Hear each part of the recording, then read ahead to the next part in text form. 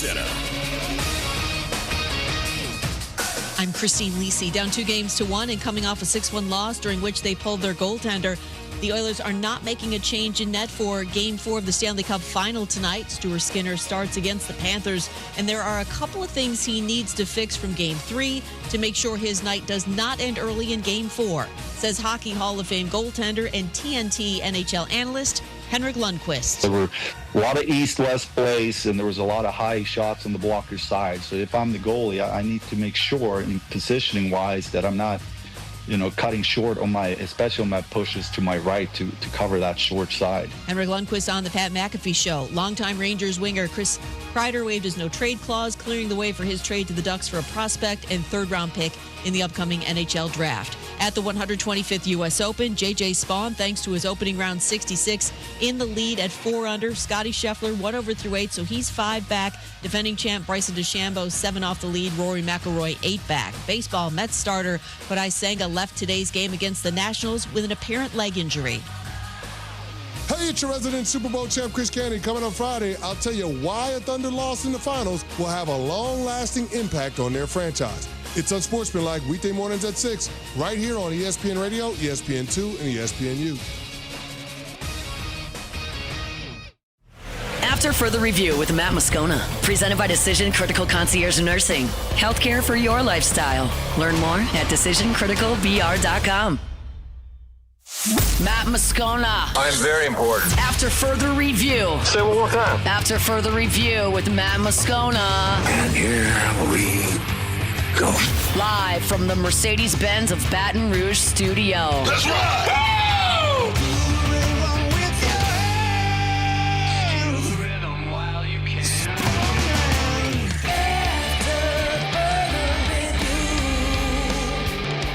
Off and running, Thursday edition of After Further Review presented by Decision Critical. Musso in for Moscona.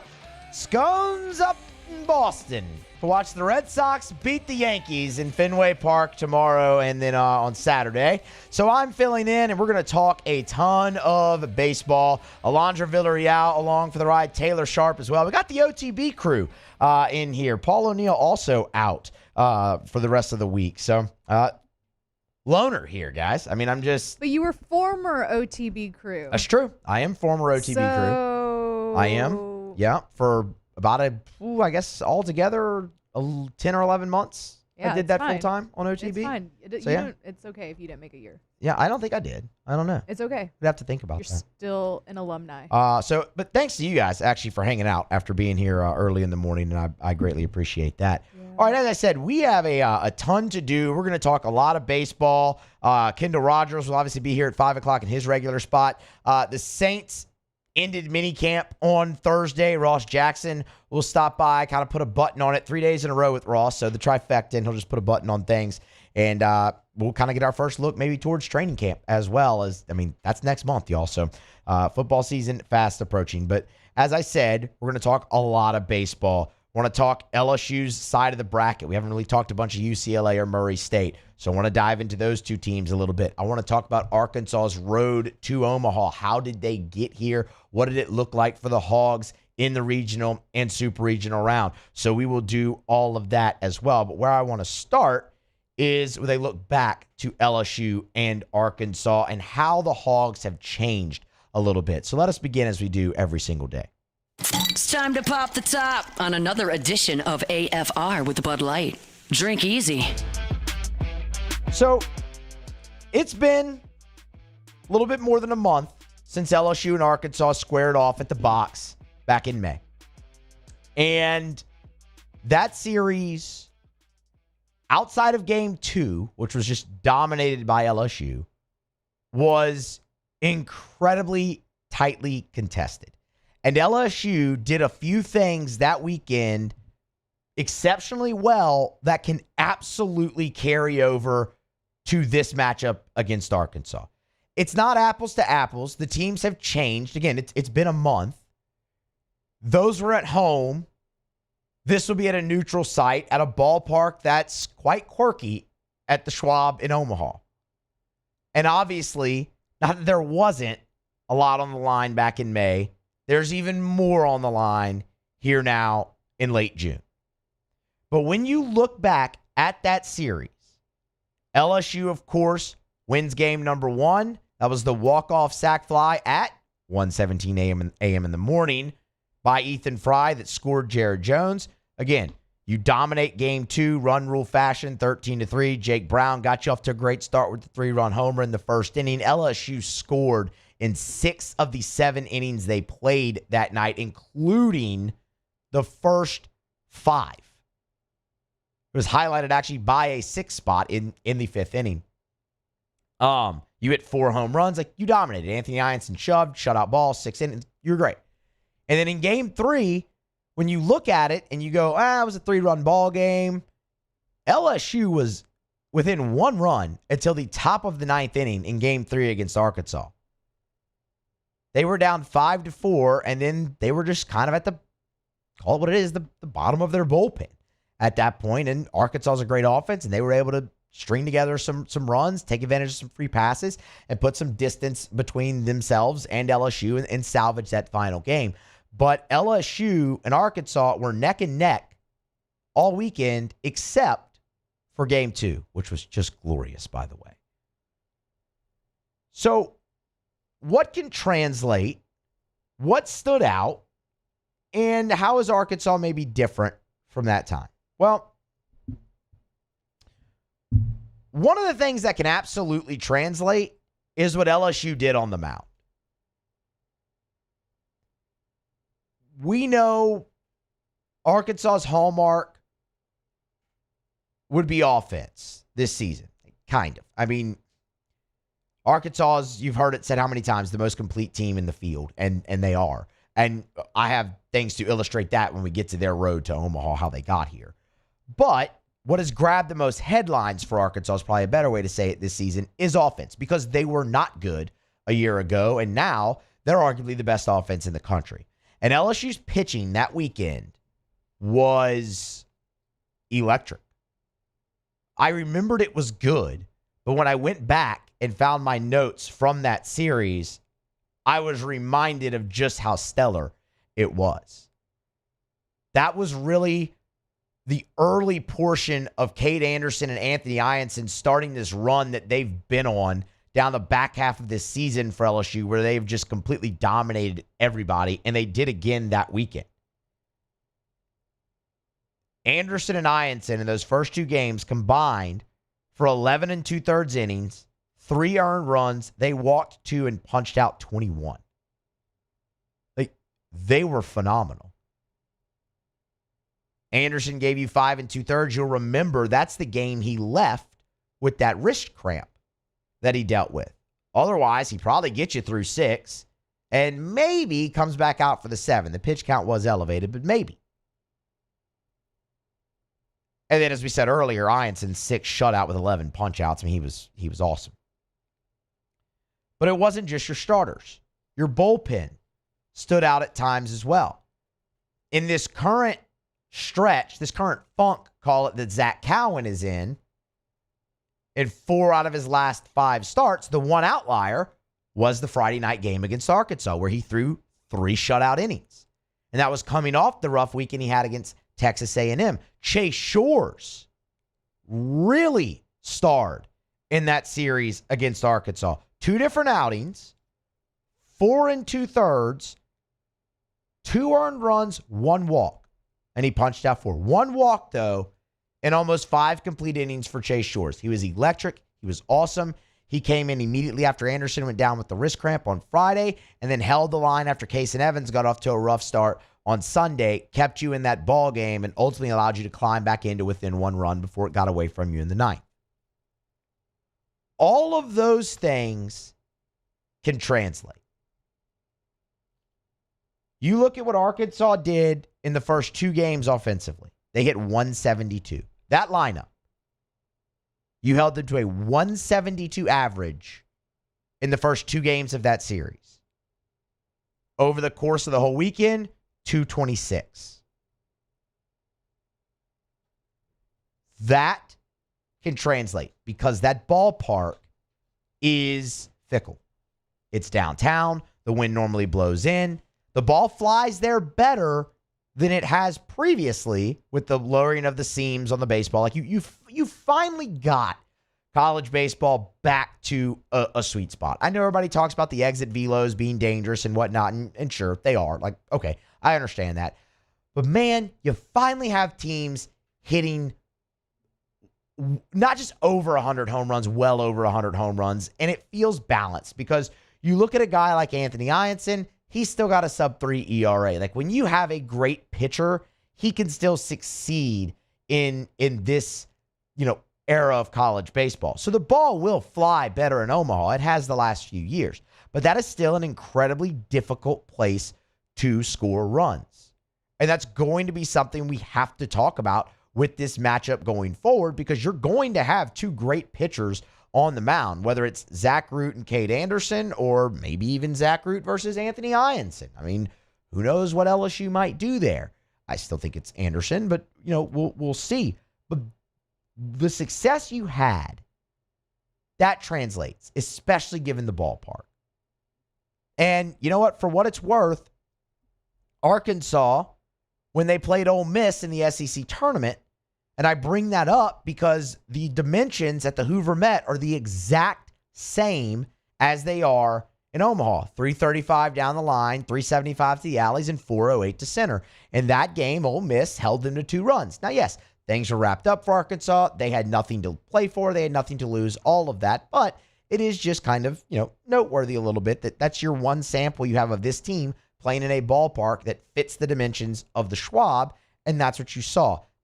Arkansas can absolutely score more than 2 runs in Omaha. Don't misunderstand me. But one of the reasons LSU had such great success on the mound is because of what they did against the Aloy brothers. Vahiva Aloy and Kahio Aloy combined to go 5 out of 22 with 10 strikeouts. They drove in just 3 runs. And they were up in huge spots in those games. The one that immediately comes to mind is Anthony Ianson, game number 2. I believe it was in the 3rd inning. Arkansas is finally mounting a threat. They have the bases loaded and Vahiva Aloy at the plate, and he punches him out. And that happened. Cade Anderson punched him out with runners in scoring position. You're going to have to replicate that. Now, the way Arkansas is different a few ways since that series. Number 1, the Aloy brothers struggled in the regional and super regional by their standards. Everyone else around them picked up the slack. Shows you the real depth that Arkansas has. But you have guys like Ryder Helfrich. You have guys like Logan Maxwell who are the hottest hitters going into this College World Series right now for Arkansas. The other way they've changed is the bullpen. And one guy in particular. And that's Parker Coyle. Parker Coyle. Parker Coyle was counted on by Arkansas to be a massive, massive part of their team this year. He went down with an injury fairly early. He is back. In fact, the first game he returned in was game number 3 against LSU. He closed it out, but he only threw 2/3 of an innings. Now he doesn't have any restrictions on him. Since that LSU game, Coyle has thrown 6 2/3 innings. He's got a 2.90 ERA, and he has punched out 9 and has not walked anybody. He's been magnificent for them out of the bullpen, and he's a guy that gives them flexibility where it can be length out of the pen. He's got an outing in the postseason of 3 1/3. He's also got a couple 1-inning outings as well. So it can be length, it can be situational, whichever you really need it. The other thing is Arkansas has, as everyone does at this point in the year, they have pared things down in their bullpen. If you just look at the postseason, the guys they've really gone to, Gabe Gackle, Parker Coyle, and Aiden Jimenez, those 3 have given them 2 outings in the postseason. Everyone else has given them 1. So if you're looking, it's those top 3 that they're really, really going to go to in crunch time. But you also have Christian Fouch, you have Gibbler, you have Ben Bybee. Those 6, Gackle, Coyle, Jimenez, Fouch, Gibbler, Bybee, those really look like the ones that they have zeroed in on throughout the season and now specifically in the postseason to hopefully carry them the rest of the way. The other 2 guys, so you've only seen 8 pitchers for Arkansas to the pin in the postseason. The other 2 guys are Fisher and Steele Eves. They're your up 10, down 10 guys. I mean, you just go back and look at what they've done throughout the season, and they both pitched in that 12-1 victory over Creighton in the regional. Those are your up 10, down 10 guys. So Gackle, Coyle, Jimenez, Fouch, Gibbler, Bybee. Those 6, Arkansas has zeroed in on. And you saw the majority of them in that series in Baton Rouge. But there are also a couple of other names that you saw, like Carter and McIntyre, and you haven't seen those guys since the regular season. If you're Arkansas, so they are different in a few areas. Bullpen is one, and the other one I would point to really is, that lineup is really hitting on all cylinders right now, and maybe it wasn't quite at that level coming into Baton Rouge a year ago. It's going to be fantastic to watch that game. It's the marquee matchup of opening weekend. It might be the marquee matchup of the entire College World Series. We'll just have to kind of wait and see how the tournament plays out. But one thing's for sure, it's going to keep everybody on the edge of their seat come Saturday night. We have plenty more to talk about when it comes to LSU and Arkansas and the College World Series just in general. Right now, we're going to grab a break, come back on the other side. We'll talk some LSU football. Brian Kelly spoke about the opener, and one thing in particular he said really stood out. We'll let you hear it next here on AFR. After further review. Brought to you by River City's 1 Hour Air, where they're always on time or you don't pay a dime. 752-0001, where they're always on time or you don't pay a dime. I love sharing 5-star Google reviews. Here's one from Ricky Gomez, who said Chris, his technician, was very professional and knowledgeable during the HVAC evaluation. He provided details and recommendations in a clear and concise manner. That's one of the things that always stands out. If you're having an issue with your AC or your heater, and River City's 1 Hour Air sends out a technician for an evaluation, they're going to explain your options to you. And that may sound simple, but none of it, I don't know anything about an HVAC, neither do you. Let's be honest. So whenever they go get up in your attic or they go look at your HVAC unit on the side of your house and they come talk to you, they're going to explain very clearly what's happening and your options to remedy it. It's River City's 1 Hour Air. Look for the big yellow vans and trucks with the giant clock on the side. 752-0001.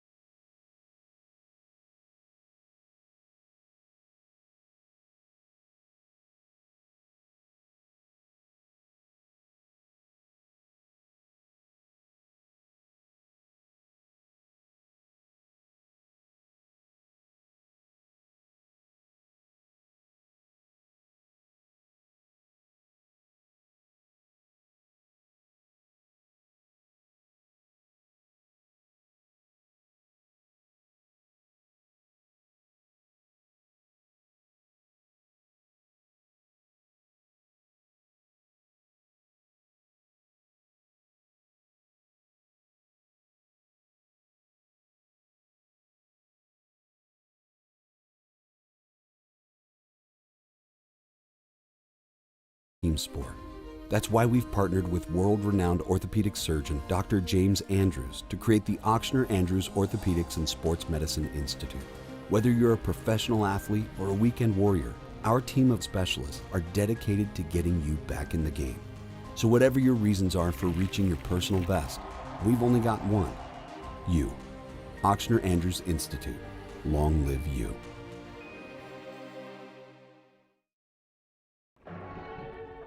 These are the luckiest ice cubes in the world. They could have been a thankless bed for an all-you-can-eat salad bar. But instead, they've been called upon to cradle and cool a crisp, refreshing Dos Equis. Looks like the lucky just got luckier. Dos Equis. When it comes to choosing energy for your family and your home, make the smart choice with natural gas. You can count on efficient and affordable natural gas to keep you comfortable and reduce your environmental impact to help protect our planet. Together, we're fueling our energy future. Atmos Energy.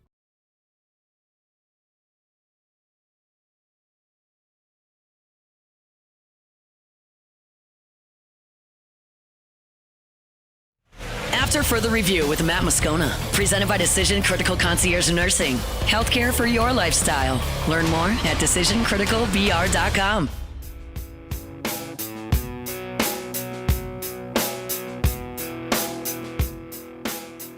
All right, it's After Further Review. We're glad you're with us. We're brought to you by Rouse's, the official supermarket of the New Orleans Saints. Speaking of which, Rouse's.com. Father's Day this weekend. Maybe you're going to be grilling burgers for Dad. You want to build a better burger. Rouse's can help you do it. Get by any of the Rouse's locations. You get all the trimmings, the fixings, the sides that you need for your burgers or whatever you're going to be eating for Father's Day. You want to buy Dad a couple of steaks to throw on the grill, you can do that, of course, at Rouse's in their great butcher department, their meat section. Maybe you let someone else take care of it. They got great catering trays over at Rouse's. You can order there. Heading up to Omaha, stock up those ice chests before you hit the road for the drive up to the Midwest, or if you're just hanging out here this week for Father's Day or to watch the College World Series, whatever you need, they got it at Rouse's. Get there, check out that weekly ad on the app, on the homepage. If you're doing your grocery shopping, you want to save, they'll always find ways for you to do that. Of course, they love to source locally. Rouse's, born in Louisiana, the #1 supermarket in the entire Southeast. It's Rouse's, the official supermarket of the New Orleans Saints. Rouse's. This feels like home. All right, Brian Kelly was on the College Game Day podcast earlier this week. A day ago, we played the audio for you about his comments on Harold Perkins. But he talked about so much over the course of that interview. And one of the things he talked about was the opener against Clemson. And to my knowledge, I feel pretty confident in saying this because I've been searching for the better part of 2 months. This is really the first time that either Brian Kelly or Dabo Swinney have spoke on the record about that opener leading into it, like in 2025. So I was very interested to hear what Brian Kelly had to say because, look, and it makes sense. What you've gone through in this point has been spring practice where the focus is on your team, not necessarily the opener coming up. It's on your team, position battles for LSU, in LSU's case, rebuilding the offensive line, all of those things. And then, you go through spring meetings for each conference, whether it's the ACC or the SEC, and the focus there was on college football playoff and, revenue share and all those types of things. So there wasn't really a lot of time for the opener. This is really when it starts, when the players are in their player-led practices and workouts and things of that nature, and the coaches are really just kind of doing the recruiting deal, all the OVs. You can get them to finally start to look forward to camp and, of course, the opener. So Brian Kelly, when he was on the College Game Day podcast with Reese Davis and Pete Thamel, was asked about opening with Clemson. Clemson will be a great challenge, but one that I think more than anything else, we have a football team that can go on the road. And that's what you have to do. You have to have a defense that travels. And we finally have got the roster in a position where I believe these are the kind of games that you want to go and play, and you need to win them. And I'm not going to make any other statements other than the fact we need to win the opener because we're 0-3. And not that this will be a deciding factor of whether you get in the players or not. It is a long haul, but we need it, as a program. And for, as you mentioned, Pete, the fan support and people to be rallying around this team, which I believe is going to be an outstanding team. A couple things on that. Kelly, him saying you need it as a program. I wholeheartedly agree with that, 100%. Yes, he's 0-3 in openers, but LSU has lost their last 5. They have not won an opener since 2019 when they curb stomped Georgia Southern 55-3 or whatever it was. And in that, you've lost marquee openers just like this, whether it was on the road at UCLA a year ago against USC, the 2 games, the home and home neutral site deal with Florida State. And now you're going on the road to Clemson, who, by the way, is coming off of a playoff appearance, has a returning quarterback in Cade Klubnik, an absolutely filthy defensive line. That's huge. So, yeah, for you as a program, you do need it. You need the feel good of it. Because what's been the narrative around this for, the last 5 years? Man, it was sure great when you played Georgia Southern. Quit playing these power conference teams to open the season. Do that in week 2. 2019 is the example. You played Georgia Southern, then you went on the road to Texas. But the last, 4 seasons, now 5 with Clemson, you're opening with a Power 5 opponent. And also, only one of those games has been played in the state of Louisiana. That was the 2022 game against Florida State down in New Orleans. So, yeah, you need that feel good back in the program to kind of prove to yourself that you can have the team ready to go out there and play an opener against the top team. Because as Brian Kelly said, he wants to play this game. We know Brian Kelly wants to play the best competition. He's the guy who sat there and went on the record and say, hey, we want to play the Big Ten. Like, we want to play a series every year with the Big Ten. The one thing I'll push back on with him a little in that bite is that it's not the be-all, end-all to get into the college football playoff. And you know what? No, it's not. But it's pretty darn important. Because the playoff committee, above all else, unless you're Florida State, looks at wins. Not necessarily who you beat, but that you won. So in that regard, it's important. If you lose to Clemson, are you out? No. But you lose your margin for error. You can lose one more game after that. And you'd have 11 left. It's the situation you've been in the last 4 years. Now, how's that gone for you? Not well. So this does have huge playoff implications for LSU. This is integral. This game is integral to you making the college football playoff. 100%. I'd feel a lot better you head into the rest of September undefeated with margin for error, being able to drop 2 games in conference play and get in. Because here's the deal. You lose to Clemson and then you end up 9-3. The committee's not going to look back at this and go, oh, well, they did lose. One of the losses was Clemson. I mean, that's a pretty darn good loss. No, it's going to be like, hey, you're 9-3, and look, there might be a couple SEC teams ahead of you that are 10-2 that beat you. So it is integral to getting into the college football playoff. The other thing he said there was he feels like they have the team finally to go on the road. And he followed up on that and talked about why LSU is better equipped this season for the opener than years past.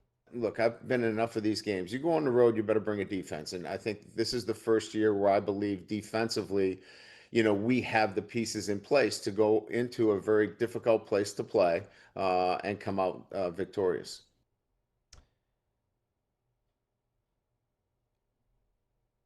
I love that he says that.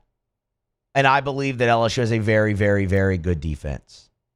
I believe they will be light years better than they were last year and obviously the year before that under Matt House. But I would be lying to you if I did not tell you that LSU's defense is my chief concern in this game. That and the offensive line. Because while, yes, you're way more talented on defense, all of those things, it's going to be their first time playing together.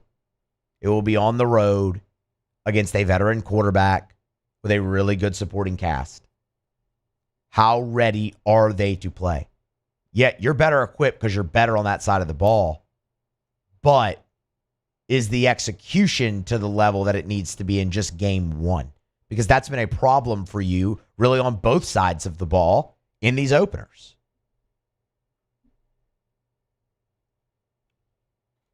Last but not least, Brian Kelly, when talking about how important this opener is, he did not shy away from the measures that LSU is taking.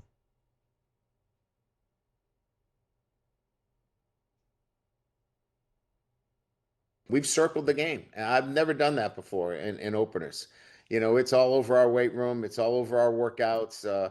We're wearing shirts. I mean, we're doing the kumbaya of we're playing Clemson and we need to beat Clemson. So is that too much pressure? No, I think we've got enough mature veteran guys on this team.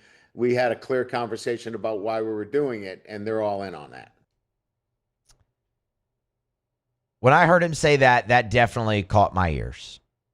Because, man, that can go one of two ways. And you hear him say, I've never done that. And they've got it on the weight room. They're wearing shirts. You have no reason not to believe him. And that can go one of two ways. One, it can get your guys fired up, focused on the goal. You go there, you win, and you move on to the rest of the season. Or you risk it becoming a one-game year at the start of your season. You go there, you lose, and all your energy has been put into that. Now you have 11 straight weeks, and you're in the same exact position you were the last 3 seasons, the last five seasons if you're LSU as a whole. And that does concern me. Because that's been a thing throughout the recent history of LSU program when it came to Alabama, especially under Les Miles. There was so much all year put into that one game that when you lost it, it was real hard to come back from. Now, Kelly guarded against that in that answer and says, we feel like we have the maturity on the team to handle that. It's well and good to say. There's only one way to find that out, and you'll know after the clock hits 0 on April 30th. Whether you win or lose, how the team is going to respond to that after putting so much focus and so much emphasis on that one game. To the point of not just preparation, but circle, shirts, in the weight room, signs, all of that. Like everywhere you go, you see Clemson, and you have to win that ball game. His words were, we need to beat Clemson. That does give me a little bit of cause for concern that maybe you're putting too much in, because the messages kind of get mixed. Where in the first cut, he said it's not the be-all, end-all of us making the playoff. But then, we've got it circled. It'll be very, very interesting to see how this team handles that. But it was good to get him on the record finally talking about the game, because it's going to be a dandy between LSU and Clemson up there at the fake Death Valley on August the 30th. Oh, they need to win that game. All right. We're going to grab a break, come back on the other side. We'll go around the SEC and also the SEC ACC Challenge, men's and women's basketball. It's set. We'll tell you who the Tigers are playing next here on AFR. After further review. Love telling you about Goodwood Men's Sexual Wellness, but something that I really want to stress, especially with Mother's Day coming up this weekend. So Goodwood is also partnered and owned by Unique Physique, and coming soon, Unique Aesthetics. So the 3-in-1 will have a full service and complimentary health services plan there with aesthetics and, of course, hormone therapy and all the likes. Well, if you go to shopwithmatt.com, my name, shopwithmatt.com, they are pre-selling at incredible discounts products and services for Unique Aesthetics. Botox, skin tightening and lifting, of course, gift cards, laser, hair removal, other things like body contouring, sculpting, filler, all the micro needling. And right now, the lowest prices you will see. Shopwithmatt.com. Use the code UPLoyal10. We typically think of stress as being bad for us. At Our Lady of the Lake and LSU, we are researching how certain types of stress, such as exercise, can be good for our immune health. By studying people under extreme stress, such as athletes, astronauts, service members, and first responders, we're learning how to improve the immune health of everyone. That's the power of research. That's the impact of champions. Together, we roar. Family owned and community driven. Service Chevrolet Cadillac, a legacy you can trust since 1972.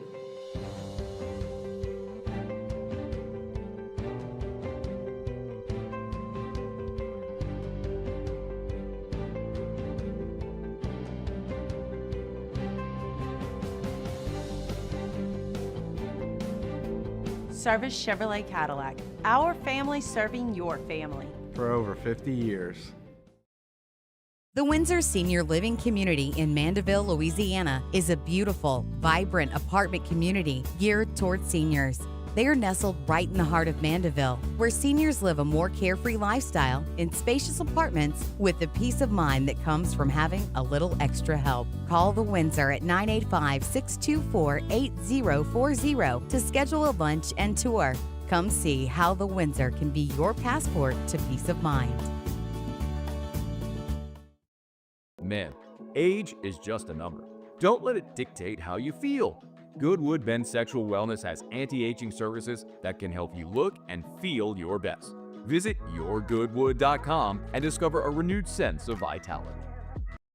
At Luba Workers' Comp, our journey began over 30 years ago with a simple belief: our clients come first. At Luba, our business has always been focused on people, not policies. Through every success and challenge, we've continued to grow because we've stayed true to our values, committed to providing you with genuine dependability. Because your well-being is more than a priority. It's our purpose.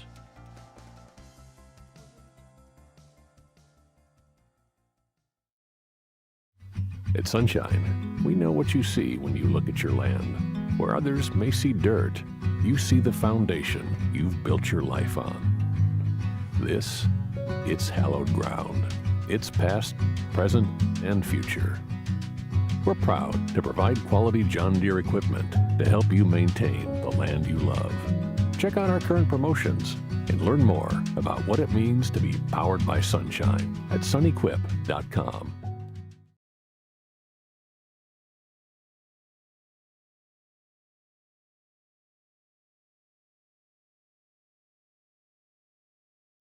After further review with Matt Moscona, presented by Decision Critical Concierge Nursing. Healthcare for your lifestyle. Learn more at decisioncriticalbr.com.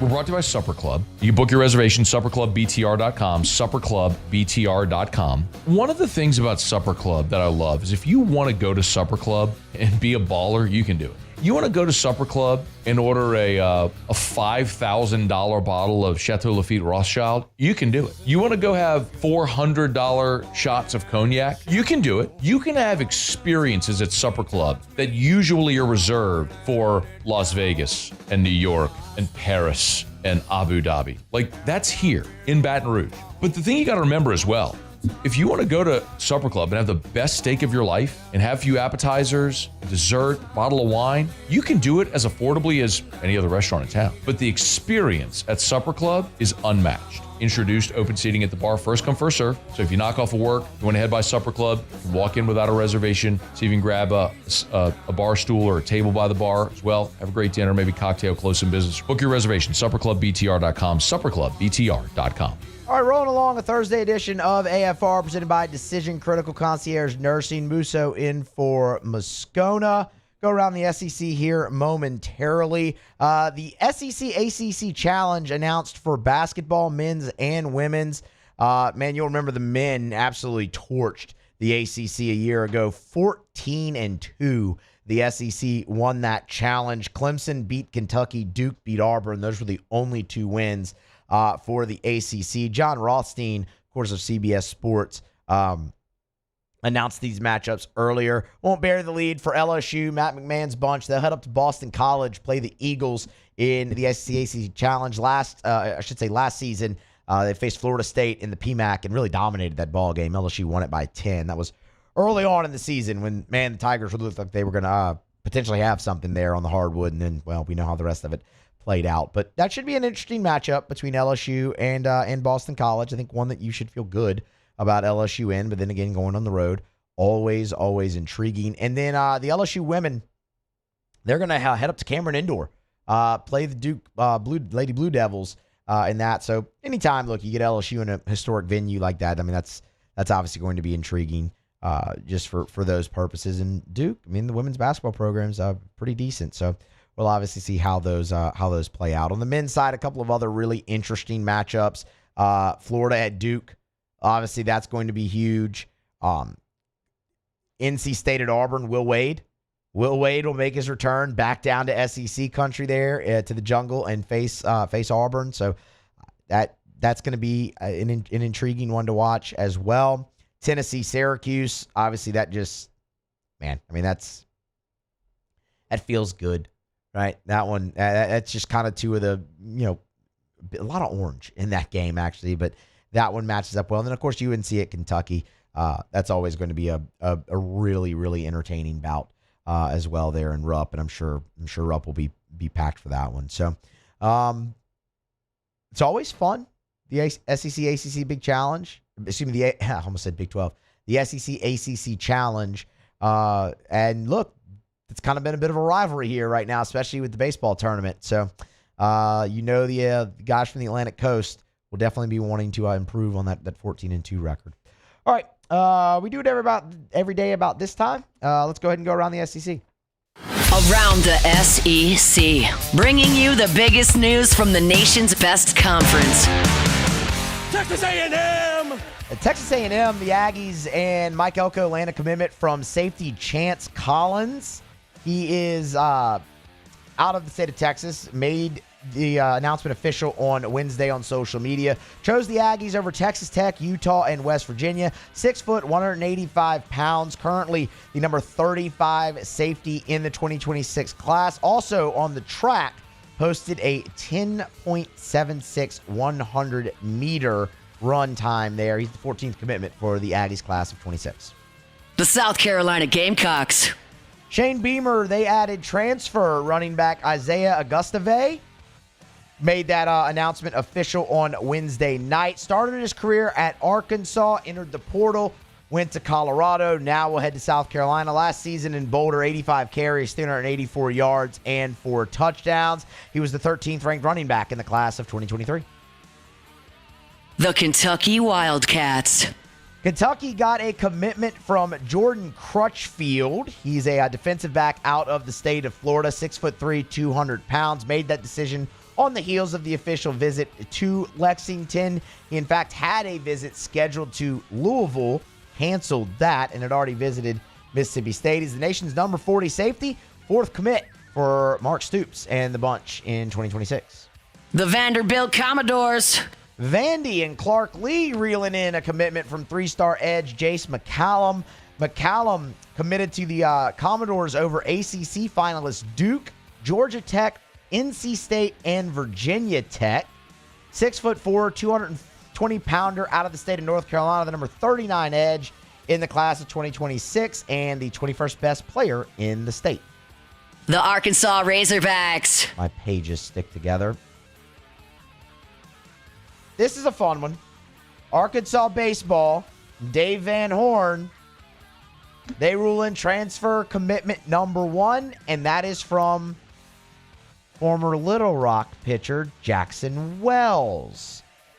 Wells, of course, a Rogers native, so up there in Northwest Arkansas, played 3 years at Little Rock and had great success. As a freshman, he was the Ohio Valley Conference Pitcher of the Year and led the nation in ERA, just besting Paul Skeens back in 2023. Over the course of his entire 3 years, 15-15, a 4.09 ERA. With the Trojans, of course, LSU saw him twice. The Tennessee Volunteers. And what a story this is. Tennessee basketball's Zakai Ziegler. You'll remember he filed an injunction for an extra year of eligibility, kind of taking aim at the NCAA's red shirt rule. That injunction was denied by Judge Catherine Kreitzer on Thursday. Ziegler was seeking, like we said, a 5th year of eligibility. After 4 years, he never redshirted. And what he was arguing is he shouldn't be punished for not redshirting because you get 5 years. Even though the 5 years you get is to play 4, he shouldn't be punished because he could earn up to $4 million in NIL if eligible. For what it's worth, the judge said, this is a court of law, not policy. Take it up with the NCAA. Ziegler won his 2nd consecutive Defensive Player of the Year award in the conference to close out his 4 years, and it looks like now he'll have to go get a job. That's around the SEC. A couple thoughts real quick on 2 of those. The Ziegler thing first. Take your shot, by all means. And as much as I love seeing the NCAA lose in court, and I love it, I think it's hilarious every single time it happens because I absolutely loathe every aspect of the NCAA. He kind of felt like he had no leg to stand on there, right? Like, you played 4 years. You had a great career. I get it. You want a master's degree. That's great. But you get 5 years to play for it. That's already pretty lenient. It's kind of time to move on, right? It's kind of time to move on. And court of law is really nowhere to take that up, kind of like the judge said. I respect him for shooting this shot, but kind of time to move on. Jackson Wells going to Arkansas. That's a bit of a confusing take for me for Arkansas. It just is. Man, he had the great freshman year, but after that, it was a 500 record. It's not a huge arm. And really at no point, and I don't mean this as a slight toward Jackson Wells. I think he's an incredible competitor. I mean, he threw any time and every moment that Little Rock needed him to in that Baton Rouge regional. But there's really just no other way for me to say this without it coming off as a slight. At no time during that regional did I watch Jackson Wells and say, yeah, that's an SEC arm. LSU got him pretty good a couple different times throughout that. He battled hard, and that's great. But that's a confusing take for me when I look at Arkansas and what they've been doing in the portal. We'll see how it plays out, but it's certainly interesting, and it's great for him getting to go back really close to home. I mean, I have family that lives in Rogers, Arkansas. When I went up there for a football game, I stayed with them. Like, that's how close it is to Fayetteville. It's right there. So that part's really cool, but not where I thought he'd land. We'll see how it goes, though. Guys can develop. Guys can improve. Arkansas has been great at doing that under Dave Van Horn, so we'll see how it plays out. But in the moment, that one was a bit of a head-scratcher. All right, we'll come back on the other side of this break. It's AFR Thursday, presented by Decision Critical Concierge Nursing. We'll wrap up hour number 1, and then the baseball talk kicks back into full gear in hour number 2. Stay here. AFR. We're brought to you by Clegg's Nursery with 4 locations in the greater Baton Rouge area. Siegen near Airline, LA 16 in Denham, Mid-City on Don Moore, Garden Center on Greenwell Springs. You know those 4 locations, and what an awesome time to get by Clegg's Nursery because they still have every single day shipments of flowers coming in, plants, trees, shrubs. You want to beautify the exterior of your home. You want to add that pop of color to your flower bed, to your patio pots. Maybe you got unwanted pests like ants or snakes or mosquitoes, wasps. They can help you take care of all of them. Maybe you got weeds coming up in your lawn. You want to get rid of that. Maybe you got dead spots in your lawn. The horticulturists, the professionals at Clegg's Nursery have the knowledge, the know-how, the expertise, and all the products you need to win Yard of the Month every month for your whole life. Guaranteed. Actually, I can't back that up. You have to do some of the work, too. It's Clegg's Nursery. At Bayou Automotive, we believe in a sales process that puts you first. We want you to experience an easy purchase with clear pricing and great service. Let Bayou Ford and Bayou Chrysler Dodge Jeep Ram be your trusted partners in finding your perfect vehicle. The crew at Bayou Automotive is going to do right by you. Baton Rouge's home for real rock. It's Eagle 98.1. Foo Fighters. Led Zeppelin. AC/DC. Pearl Jam. And the flagship home for LSU sports. Take us anywhere with the Eagle 98.1 app. Eagle 98.1 is the rock station. Looking for the ultimate game day experience? Come to the Queen Casino in Baton Rouge. Savor game day platters and snacks, plus drink specials at 1717 Kitchen and Cocktail. So come out for game day and let our team make you the MVP. The Queen Casino, where every moment is a win. ED, low T, or simply seeking to optimize your health and performance? Goodwood Men's Sexual Wellness offers a range of discreet services to address your specific needs. We empower men to reclaim their health and confidence. Visit yourgoodwood.com. Gulf Coast Office Products is a nationally recognized Savin office equipment dealer based right here in Louisiana. Over 100 employees strong, Gulf Coast has the boots on the ground to support all vertical markets, from education, engineering, legal, and finance. With the latest in office technology, from desktop to production segment units, Gulf Coast and Savin have the perfect fit for you. Call 225-756-2644. That's 756-2644 for Gulf Coast Office Products. At Ochsner, we know healing is a team sport. That's why we've partnered with world-renowned orthopedic surgeon Dr. James Andrews to create the Ochsner Andrews Orthopedics and Sports Medicine Institute. Whether you're a professional athlete or a weekend warrior, our team of specialists are dedicated to getting you back in the game. So whatever your reasons are for reaching your personal best, we've only got one: you. Ochsner Andrews Institute. Long live you.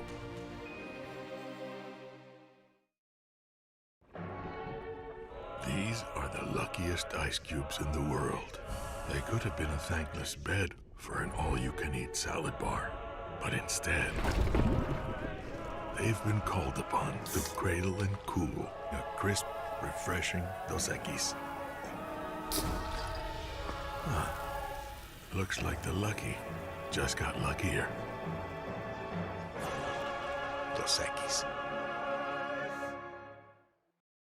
At Luba Workers' Comp, our journey began over 30 years ago with a simple belief: our clients come first. At Luba, our business is...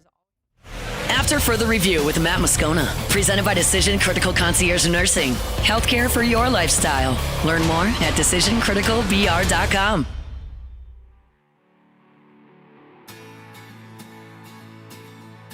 Quick reminder about Lee Michaels Fine Jewelry, lmfj.com. lmfj.com for Lee Michaels Fine Jewelry.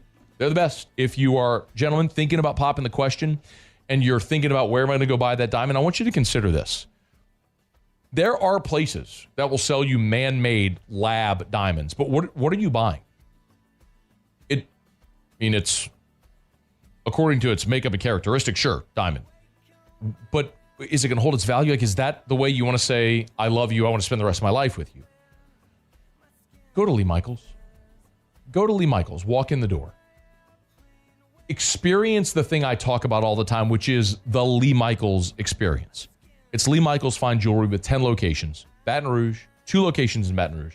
New Orleans, Lafayette, Shreveport, Mississippi, Texas as well. 10 locations across 3 states. It's Lee Michaels Fine Jewelry. Thrill her, gentlemen. Thrill her with a gift in the red box from Lee Michaels Fine Jewelry. All right, wrapping up hour number 1 here of After Further Review, and it's flown by. Thursday show is presented by Decision Critical. Briefly here, just real quick as we close the hour. On Wednesday, or let me backtrack even further. Obviously, over the weekend, the House settlement passes. On Wednesday, a group of female athletes filed an appeal against the House settlement, saying that it violates Title IX, which, I guess it kind of does in a sense. But one of the main questions with that was, okay, how is it going to impact revenue sharing? Because that's supposed to go live on July 1st. Like, how does that factor into this appeal? And the short answer, which we have now on Thursday, is it does not. The Title IX appeal has nothing to do with the revenue sharing. That will go into effect July 1st, and current athletes will be paid their share of the revenue. What this appeal takes, aim at is the $2.8 billion in damages negotiated back that goes to former athletes, because 90% of that is supposed to go to former football and men's basketball players. And that's where they have their gripe. And I can understand their gripe, but when you do look at it, and I'll be honest, I think they're going to lose the appeal. One, because, a judge, and if you want to take it a step further, a female judge is the one who passed the House settlement and approved it. And Title IX issues were raised there. But why you're going to, probably lose this is when you go back to Title IX 50 years ago, the letter of that law was that it requires schools to provide equal academic opportunities to men and women. And playing sports was always a part of those protected academic opportunities. So in doing that, you have to provide roster spots and scholarship dollars. Back then, there was no revenue share. There was no paying of the players legally. So that feels like that's going to have to be a whole nother issue where you work that in, where you maybe fit revenue sharing around Title IX and work it maybe into the law. But I don't think you have a leg to stand on there with the House settlement either. And I think they're going to end up losing that. But the important thing is it does not affect revenue sharing. That will still go into effect July 1st, and current athletes on campus will get their money starting July 1st. And it's full steam ahead there. So that's a very important update. We'll keep you posted if anything else really kind of comes about with that. But for now, that's where it stands. All right, we'll grab a break. Sports Center next with national headlines. Baseball leads hour 4. AFR. AFR is brought to you by First South Farm Credit. You know where to start. Your first call, your first visit, your first option when it comes to buying land in Louisiana is First South Farm Credit. And honestly, it doesn't even have to be land in Louisiana, because First South Farm Credit can help you buy land in any of the contiguous 48. And they've got more than 40 branches in Louisiana, Mississippi, and Alabama. So if you're right here in the Southeast, there's First South Farm Credit locations all near you. But remember, like, for example, let's say a lot of our audience in New Orleans, of course. You're living in New Orleans, maybe you're starting to build a family, grow a family. You want to move to the North Shore like a lot of people do. You want to buy the 100 acres in Tangipahoa. You can. And First South Farm Credit can help because they have an office in Amite. So you can walk in there, you can do business with someone who talks like you, lives where you live, and help you buy land wherever you want to buy land in the contiguous 48. It's First South Farm Credit. If you're thinking of buying land, your first call, your first option should be First South Farm Credit. FirstSouthLand.com. There it is, the extra mile, on the border of expected and extraordinary for those willing to go further, like vans customized for work or play, with safety and tech to keep you connected, supported by a 5-star sales, service, and finance team, and backed by the 1-star you know. So go the extra mile. It's never crowded, because so few have what it takes to go there. Mercedes-Benz Vans. Today, we are shaping tomorrow. We are researching how extreme stress impacts the immune system, from trauma victims to athletes and even astronauts. Our work is leading the way in sepsis treatment, saving countless lives. We're unlocking the mind with music in exciting new ways. Our Lady of the Lake Health and LSU are improving the health of our state. That's the impact of champions. Imagine the impact we'll have on the future. Together, we roar. Gulf Coast Bank and Trust is giving our customers the power to bank anywhere, anytime during this challenging event. And we're right there with you. Our mobile banking app is a smart way to manage your money and time. Gulf Coast Bank and Trust, the bank that cares about you. It's not just a game, it's a religion. You've got your team colors, team swag, and now your very own website, LouisianaSports.net. Everything LSU, Saints, and Pelicans. Sports on demand. In-depth coverage by sports writing pros with continuously updated news. And with the LouisianaSports.net newsletter, you get pinged directly with top trending stories. Best of all, now and always, no paywall. It's free. LouisianaSports.net, powered by 104.5 ESPN Baton Rouge. Your home for Louisiana sports. Man, age is just a number. Don't let it dictate how you feel. Goodwood Men's Sexual Wellness has anti-aging services that can help you look and feel your best. Visit yourgoodwood.com and discover a renewed sense of vitality. Gulf Coast Office Products is a nationally recognized Savin office equipment dealer based right here in Louisiana. Over 100 employees strong, Gulf Coast has the boots on the ground to support all vertical markets, from education, engineering, legal, and finance. With the latest in office technology, from desktop to production segment units, Gulf Coast and Savin have the perfect fit for you. Call 225-756-2644. That's 756-2644 for Gulf Coast Office Products.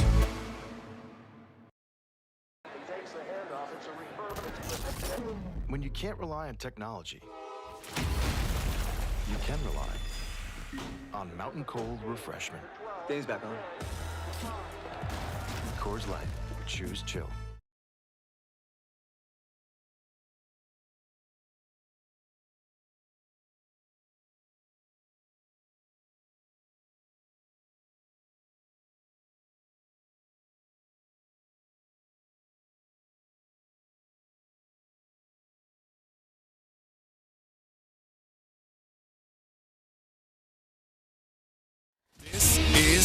Center. I'm Christine Lisi. The Oilers are staying with goaltender Stuart Skinner for Game 4 of the Stanley Cup Final tonight against the Panthers. Was pulled in Game 3, gave up 5 goals on 23 shots. The Oilers are down 2-1. NBA MVP Shai Gilgeous-Alexander today downplaying fatigue as an issue in the fourth quarter of last night's loss to the Pacers, Game 3 NBA Finals, when he had 3 points and 0 assists. He was adamant fatigue cannot be an excuse. He also said for Game 4, OKC must be more forceful and he's got to be more aggressive. ESPN NBA senior writer Andre Snellings. They've got to feature him more and put him in positions to be able to attack. And for this game, this must-win game for them, they've got to have their MVP play like an MVP, and so I think they go to him early and often. If he puts 40 on the board, I think they have a much better chance. Andre Snelling's on Sportsmanlike. Game 4 tomorrow, 7:30 Eastern, ESPN Radio, 8:30 Eastern, ABC. Sungjae Im's taking a 1-stroke lead on J.J. Spawn at the U.S. Open. Scotty Scheffler 5 back. Bryson DeChambeau 7 off the lead. Rory McIlroy 8 back. Hey, it's your resident Super Bowl champ, Chris Candy. Coming up Friday, I'll tell you why a Thunder loss in the finals will have a long-lasting impact on their franchise. It's Unsportsmanlike, weekday mornings at 6, right here on ESPN Radio, ESPN2, and ESPNU. Matt Moscona. I'm very important. After further review. Say it one more time. After further review with Matt Moscona. And here we go. Live from the Mercedes-Benz of Baton Rouge studio. Let's ride! Woo!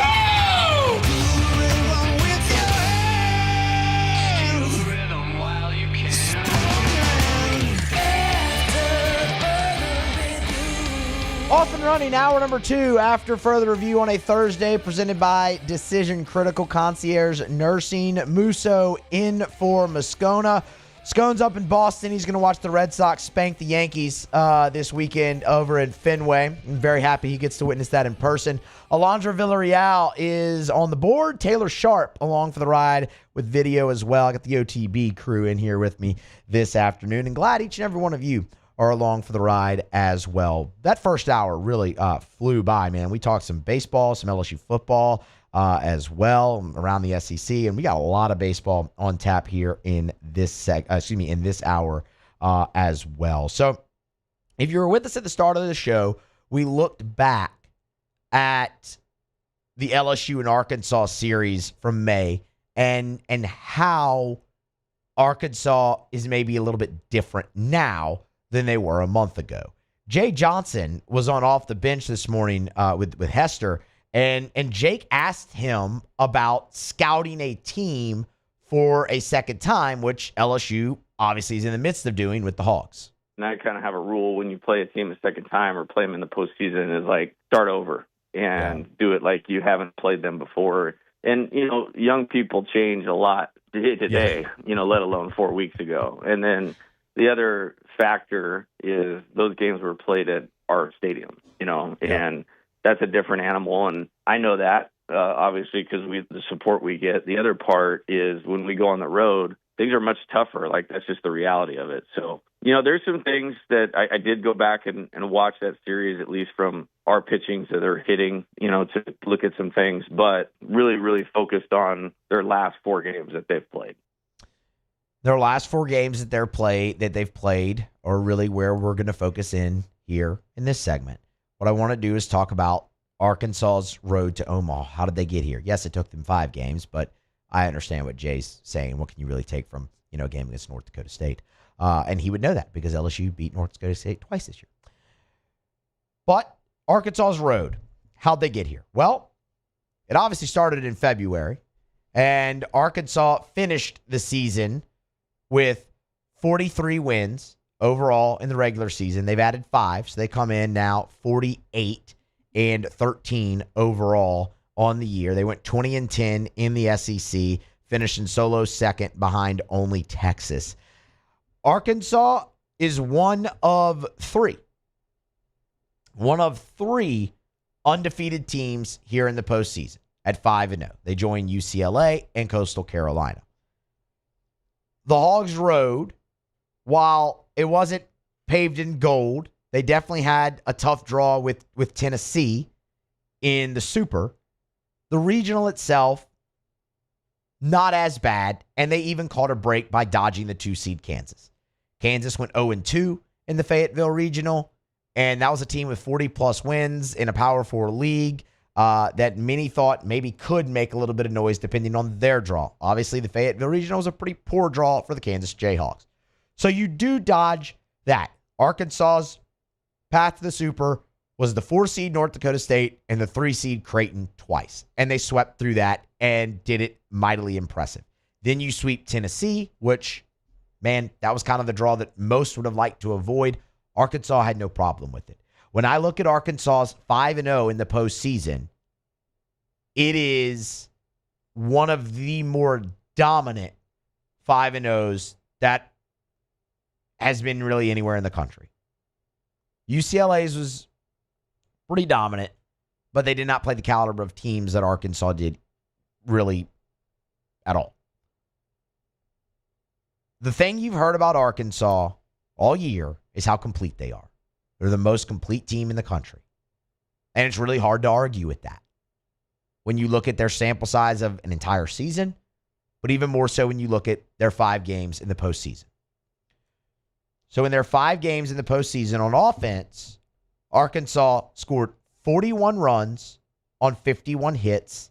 They hit 310 as a team in regionals and super regional.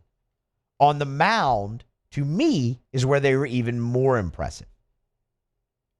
Arkansas pitched to a team ERA of 2.40.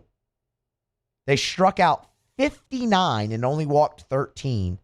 And the opponent hit 182 off of the Hogs pitching staff. And, of course, a 5-0 record. That is some pretty dominant stuff. Zach Root has been in fuego in the postseason, and that is likely who LSU will face Saturday night. Root in the postseason over 2 starts is pitching to an ERA of 0.69. And he's right at a strikeout per inning. Gage Wood, who now has no restrictions, LSU will likely dodge him entirely in Omaha. But he has no restrictions, and he's been fantastic in the postseason as well. And we kind of already talked a little bit about their bullpen, how they've pared it down in the first segment and really settled in on their guys there. But when you talk offense for Arkansas and their dominant run that they had, there's one caveat that I want to throw out. Because I think it's not the be-all, end-all, but I do think it matters. Arkansas's offense a year ago wasn't great. And one of the areas they really lacked was power, home runs, and it hurt their offense. You need to be able to hit the ball out of the park. You've seen that in certain points of the season with LSU here this year. Arkansas mashed 14 home runs in the regional and super regional round at home, which makes sense. Baum Stadium can be a little bit of a bomb shelter at certain points of the year. The wind normally blows out there, and there's a jet stream to left center field, which is one of the deeper parts of the ballpark, so it makes it play small. 14 homers in the regional round. We said they scored 41 runs. 27 of Arkansas's 41 runs scored via the home run. Another way to say that is 66% of Arkansas's runs in the postseason have come via the long ball.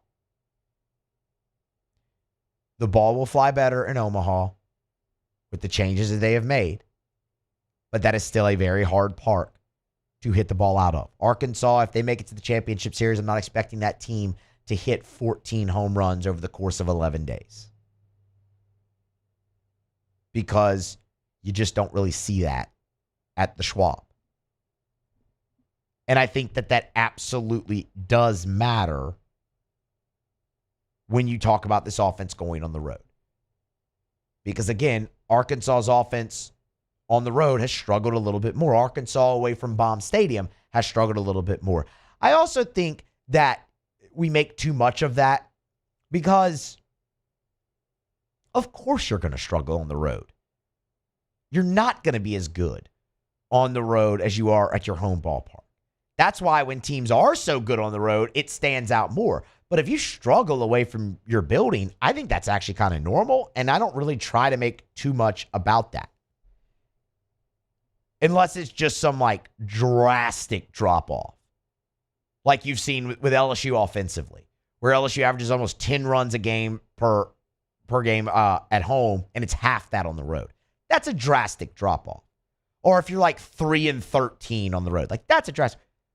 Arkansas was 8-7 on the road this year. But that is different than when they were at home, and we went through their numbers at the box. So the home run number is something to definitely keep an eye on. But I firmly believe that Arkansas's offense is plenty good enough to string things together and do it the old-fashioned way. The question is, can they do that against Cade Anderson? Because they couldn't the first matchup. The other thing to note with their offense, and we touched on this a little bit as well in the open, is they really showed the depth of their lineup so far through these 5 postseason games. Kahio Aloy, the younger of the Aloy brothers, who led the SEC in RBI for the majority of the year, he might have finished the season as the leader. He has, again, I hate to say struggled because he's on a 5-game hitting streak, but he has struggled by his standards in the postseason. He's got 1 hit in each game. He's hitting .238, and he's driven in just 1 run and has no extra base hits. That would normally not be a recipe for success for an offense when your leading RBI guy has driven in 1 run over 5 games. His older brother, Vahiva, the SEC Player of the Year, is also hitting sub .280 in the postseason. He's been a little bit more productive just in terms of run production.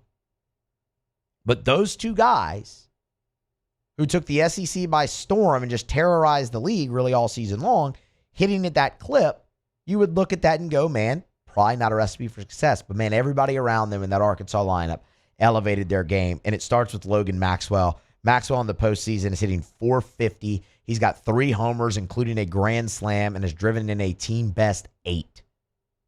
That's a guy in the 3-hole. It's a left-handed bat, and it is real power to all fields. 2 of his 3 home runs in that regional and super regional round went to the opposite field, including that grand slam.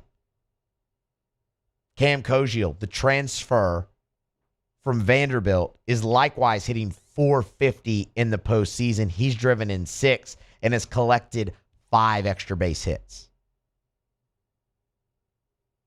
Davalon is hitting .400 at the top of their order. He's been awesome.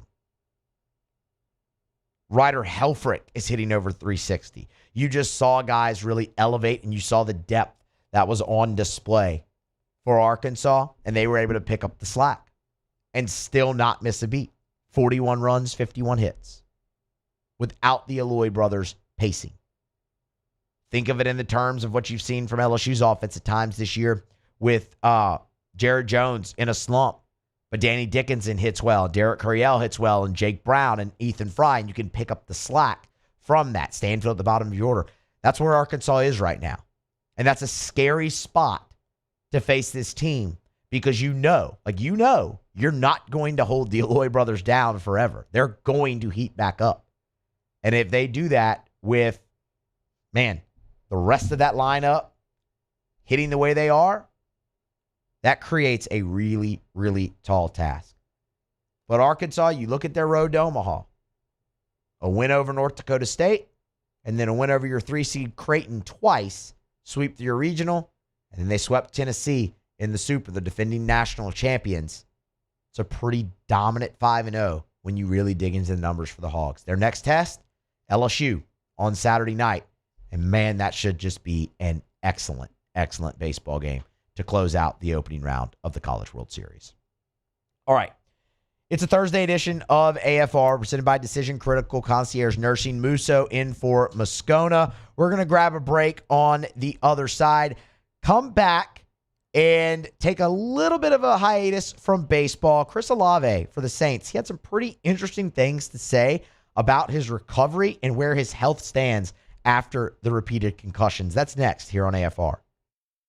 AFR. AFR is brought to you by the Watermark Hotel and the Renaissance Hotel, two beautiful hotel properties in Baton Rouge, the Watermark downtown, the Renaissance Southtown right there on Bluebonnet. And when it comes to hosting your event, both the Watermark and the Renaissance are perfect. The Watermark is a gorgeous, elegant spot in downtown Baton Rouge. That wedding reception, that smaller gathering, that meeting space, they can do it. They've kept so much of the history and tradition of that iconic building while modernizing it. The Gregory is a great restaurant inside of the Watermark as well.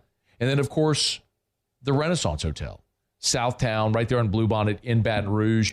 It's more modern. It's a gorgeous, gorgeous hotel property at the Renaissance Hotel where they have meeting space that can accommodate up to 500 people, 7,000 square foot of meeting space, perfectly located right off of Bluebonnet and I-10. It's the Watermark and the Renaissance Hotels in Baton Rouge. At Bayou Automotive, we believe in a sales process that puts you first. We want you to experience an easy purchase with clear pricing and great service. Let Bayou Ford and Bayou Chrysler Dodge Jeep Ram be your trusted partners in finding your perfect vehicle. The crew at Bayou Automotive is going to do right by you. These are the luckiest ice cubes in the world. They could have been a thankless bed for an all-you-can-eat salad bar. But instead, they've been called upon to cradle and cool a crisp, refreshing Dos Equis. Looks like the lucky just got luckier. Dos Equis.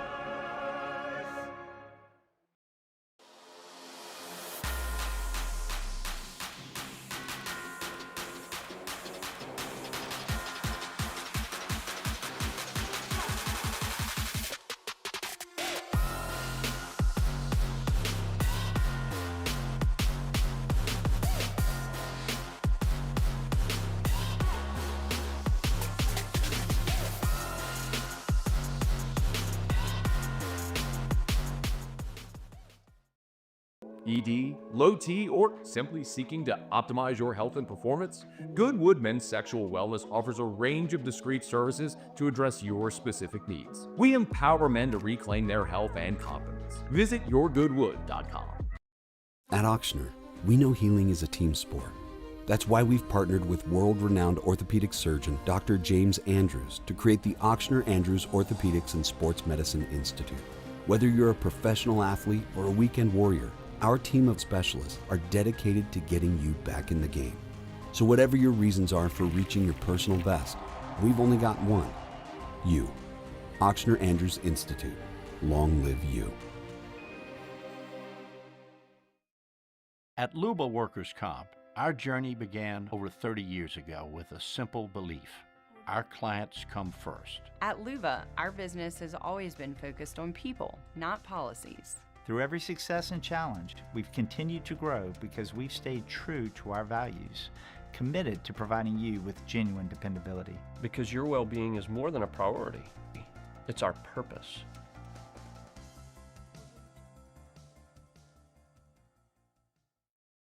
Looking for the ultimate game day experience? Come to the Queen Casino in Baton Rouge. Wall-to-wall TVs mean you'll see every touchdown in HD. Place your bets and feel the thrill of every play with our DraftKings Sportsbook. The Queen Casino, where every moment is a win.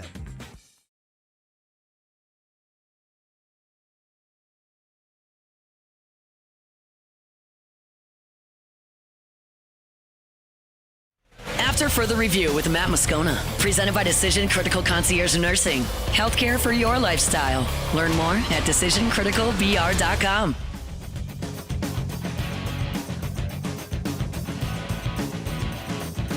We are brought to you by our friends over at Our Lady of the Lake, champion health partner of LSU Athletics. But they've also been a great partner of ours. Our Lady of the Lake is sponsoring our coverage in Omaha. They're our title sponsor of our coverage in Omaha with Hunt Palmer. So we're able to give you boots on the ground coverage there. And the truth is, when it comes to the mission of the Franciscan missionaries of Our Lady, the sisters, that's continued to trickle down through all the different generations and all of the different parts of the FMOL health system, which includes Our Lady of the Lake in Baton Rouge or Our Lady of the Lourdes, many of the different hospitals and clinics, and even the Our Lady of the Lake Children's Hospital, the standalone Children's Hospital in Baton Rouge. You see those touch points of access and convenience that everybody wants, and high-level health care. The same health care that the LSU student-athletes are receiving, that the LSU students are receiving, is the health care that you and I receive from Our Lady of the Lake. It's Our Lady of the Lake and LSU. Together, we roar. All right, rolling along, Thursday edition of AFR. Musso in for Moscona. Moscona's back on Monday. LSU, they're on the field right now up in Omaha, going through their practice at Charles Schwab Field. Man, if that doesn't make it feel real, like it's here, I don't really know if anything else. They've also finally knocked out their team picture as well. It's a busy day in Omaha on Thursday with team pictures, with everybody getting, practices in on the field at Charles Schwab, and then you have the opening ceremonies later tonight at the stadium as well. So it's Thursday's a busy but a fun day to officially kind of kick off the College World Series, and Tigers are out there on the practice, or not the practice field, but on the field at the Chuck currently. So it's here. It's real. We have plenty more baseball coming up here. Kendall Rogers still to come in the third hour. In the next segment, actually, we'll talk about LSU, the rest of LSU's bracket, kind of look into UCLA and Murray State a little bit. But for now, I did kind of want to switch because Chris Olave talked to the media after day 2 of minicamp, and it's really kind of the first time he's done so after being cleared, getting back on the practice field, and been able to address the concussions. The first thing they asked him was, did he have to kind of get back into shape after the concussions? What was he kind of able to do while he was recovering and going through those many opinions from doctors? I was running in December, or whenever I got cleared. I was still running and working out and doing everything, but I just wasn't be able to play. So I was in shape and ready to play if I was willing to go out there. But like I said, I was ready. That's good. Look, you could just stay in shape. He was ready. He was fine. So it wasn't much of a ramp-up period for him coming back. They also asked him kind of, okay, well then you were still working out. You were still running. What was the recovery process like for Chris Olave? It was tough, man. At first, I ain't never really sat out that long or been able to not play football. So that was really my first major injury. And sitting out 8 or 9 games was tough for me. Just not being able to go to practice or go to meetings with my guys was the worst part. But like I said, I feel like I'm ready. I was training and lifting and everything in December, so I feel like I'm good. Yeah, he's right. Before 2024, Chris Olave was actually incredibly durable. He played 15 games in 2022 and 16 in 2023, just 8, obviously, a year ago after the repeated concussion injuries. And you'll remember, man, there was conversation about, is this going to be the end of his career?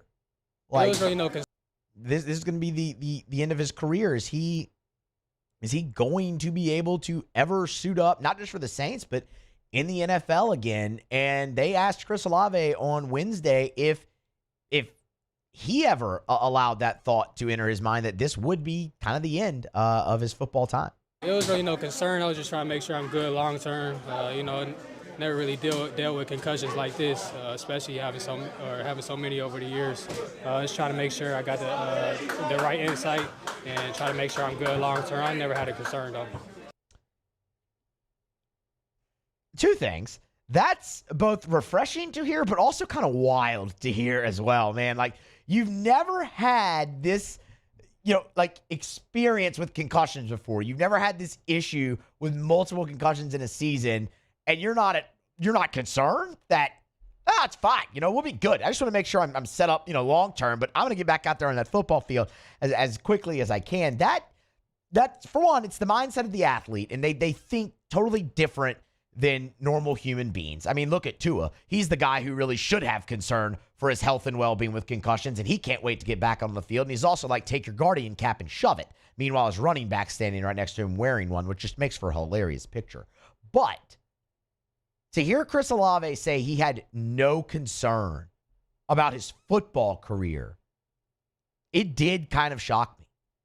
Because remember, it was a specialist here, a specialist in California, a specialist there. the New Orleans team doctors. It was an exhaustive process that Chris Olave went through after that final concussion, after his 8th game of the season, to see where he stood. And I totally understand what he's saying as well is set up for the future and his well-being, and that's 100% the correct approach. Hey, man, you've got life after football, and you have to make sure that what you went through isn't going to jeopardize that, and getting back on the field won't jeopardize that. So I think when he says there was no concern, he means as long as he was good, like as long as they said, okay, you're fine after these 3 or 4 concussions, however many it was, and oh, by the way, if you go back out and play and you get another one, you're still kind of there, you're still fine, then yeah, there's a no-brainer for him. Get back out there and go, because he's a competitor, he's an athlete. And he wants to win, and he wants to do the best for his team. But that's just hard to believe that there was never any concern, because you went through that process for a reason, to make sure you were okay for your future. If Chris Olave wasn't okay for his future, he wasn't going to get back on the field. No concern is wild. Like, that's wild. But he says no concern. So, okay. The obvious next question is, man, you've seen him have 2 1,000-yard receiving seasons when he's played the full length. So there's no concern. You're back out there. You're healthy. You're going through it. You love it. Where's your untapped potential? What's left for you, Chris Olave, that we haven't seen? I was just talking to my coach about that, just trying to get more involved on the deep balls. Like I said, I came into the league as a deep threat, but we got one of the best deep threats in the league in Sheed. So I'm just trying to get more involved, get some more deep ball targets, and try to play with that. Man, that'd be great. I mean, just more deep. You've 2 great deep threats like that. If you have Olave and he mentioned Shaheed. So, I mean, look, you love that. For what it's worth, the longest reception in his career so far is 53 yards. And each of his seasons when he played full seasons, he had a reception over 51 yards. So I get what he says, improve the deep threat, because, again, the yards per reception, it's never gotten to 15 yards. So, I mean, you haven't thrown it to him that much down the field, but man, I'm here for that if you can get that in. I mean, because he's, as I said, he's been phenomenal. 1,100 yards already twice, or excuse me, 1,000 yards already twice in his career, 1,100 once. It's great to hear that he's healthy, though, and that he's ready to go full bore. And look, Kellen Moore has talked plenty about what he's seen from Chris Olave and that he's fine. So all indications, now hearing it from the horse's mouth, he's good to go, and that's great. The other 2 things, just kind of to punctuate this here, he did mention a thought on the young quarterbacks so far and what he's seen from them. They're great, man. The young QBs are good. I don't think they gonna come in and have hiccups. I feel like they got a good head on their shoulders. They got good IQ. They're ready to play NFL ball. So I'm excited whoever get that starting job. They're both really good. I'm excited whoever gets that, and we're gonna be ready for that. It continues to be the thing we will look at most throughout the offseason. Did it through minicamp. We'll obviously do it through training camp and the preseason games. But so far, I mean, you've heard nothing but good things. But what do you kind of expect? The teammates aren't going to run each other down, right? And Kellen Moore's obviously going to say all the positive things, but it's good for that reinforcement to just keep coming. And then lastly, there have been some trade rumors about Chris Olave, and well, he kind of put those to bed. Man, it's all rumors, man. You see in the NBA, some of the top players being trade rumors, everybody being trade rumors in the offseason, everybody trying to have something for clicks. So I love it here, man. I love the front office. I love my coaches. I'm excited to be here, and I want to be here forever. So it's where I want to be. Can't say it any more clear than that at the very end. I want to be here forever. This is where I want to be. So Chris Olave, if he has it his way, he'll be a New Orleans Saint for life. Again, from the horse's mouth. Here's to a great and healthy 2025 for Chris Olave. You know the Saints offense is going to need that because, look, you said this when I was filling in for Matt about a month ago. The one thing we know is whoever gets that starting nod they're going to have the full complement of the Saints offense behind them from day one. And that's something you didn't get to see from Spencer Rattler at all really in 2025. Chris Olave is a huge part of that. And if this team is going to have any measure of success this season, he will be a huge part of that. So glad to hear that he's healthy. You wish him a healthy 2025 and obviously rest of his career. And as he says, he hopes it's in New Orleans. All right. Grab a break. Come back on the other side. We'll take a look at the rest of LSU's side of the bracket in the College World Series. What do UCLA and Murray State have to offer? That's on the other side here on AFR. AFR. GLO. GlowResources.com. GlowResources.com. Glow Resources, they are complete employer solutions. Get them by Glow Resources or go to GlowResources.com. If you're a business owner and you want to be more efficient, maybe you're really struggling to find the right person in your job at your place to make your business more efficient. Maybe you're struggling to find people who are responsible, people that show up on time, people that are efficient when they work. You ever had a job where you think, man, that should have been done in 2 hours and it takes 8 hours? Well, what if you had the right people to get that done? I'm telling you, Glow Resources can find them. And while their corporate headquarters are here in Baton Rouge, which I love about them, by the way. They've got offices in Miami, in Orlando, in Houston, in New Orleans, in the Golden Triangle, and they service businesses all over the world. So no matter where your business does business, if you need the right people, you need Glow Resources. At Bayou Automotive, we believe in a sales process that puts you first. We want you to experience an easy purchase with clear pricing and great service. Let Bayou Ford and Bayou Chrysler Dodge Jeep Ram be your trusted partners in finding your perfect vehicle. The crew at Bayou Automotive is going to do right by you. At Sunshine, we know what you see when you look at your land. Where others may see dirt, you see the foundation you've built your life on. This, it's hallowed ground. It's past, present, and future. We're proud to provide quality John Deere equipment to help you maintain the land you love. Check out our current promotions and learn more about what it means to be powered by sunshine at sunequip.com.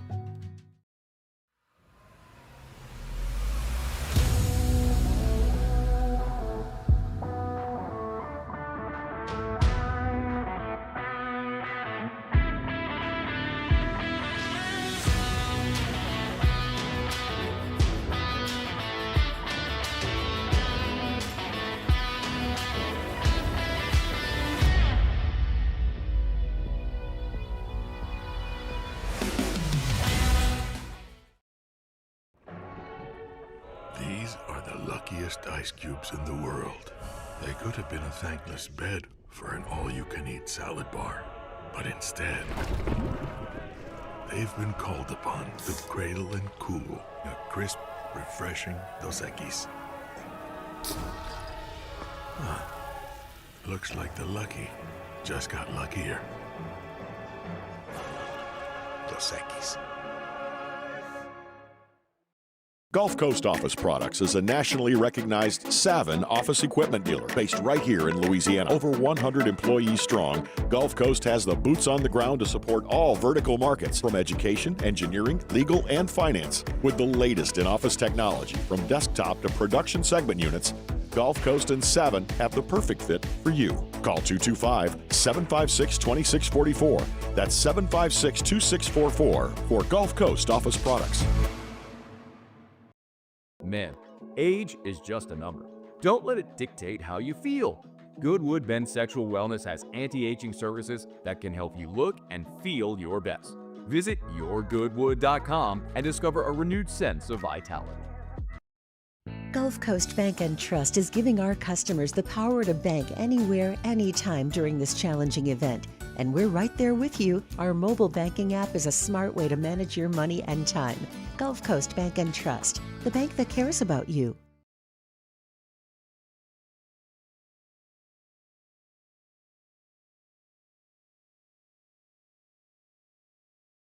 Further review with Matt Moscona, presented by Decision Critical Concierge Nursing. Healthcare for your lifestyle. Learn more at decisioncriticalbr.com.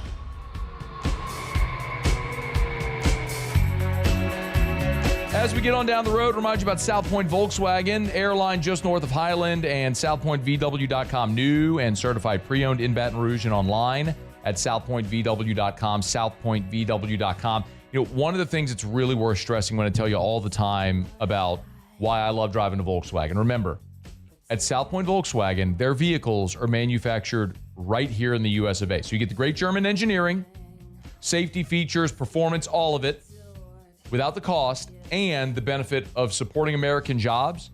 But even more importantly right now, as people talk about tariffs and rising costs and all that stuff, these vehicles are manufactured in the US of A, so you don't even have to worry about the tariffs and all that conversation. So another benefit of shopping at South Point Volkswagen, Louisiana's largest volume Volkswagen dealer, and they're awesome people as well. Volkswagen, so much it's a culture, it's a vibe, it's fun to drive, and they're fun to deal with as well. Airline just north of Highland, South Point Volkswagen.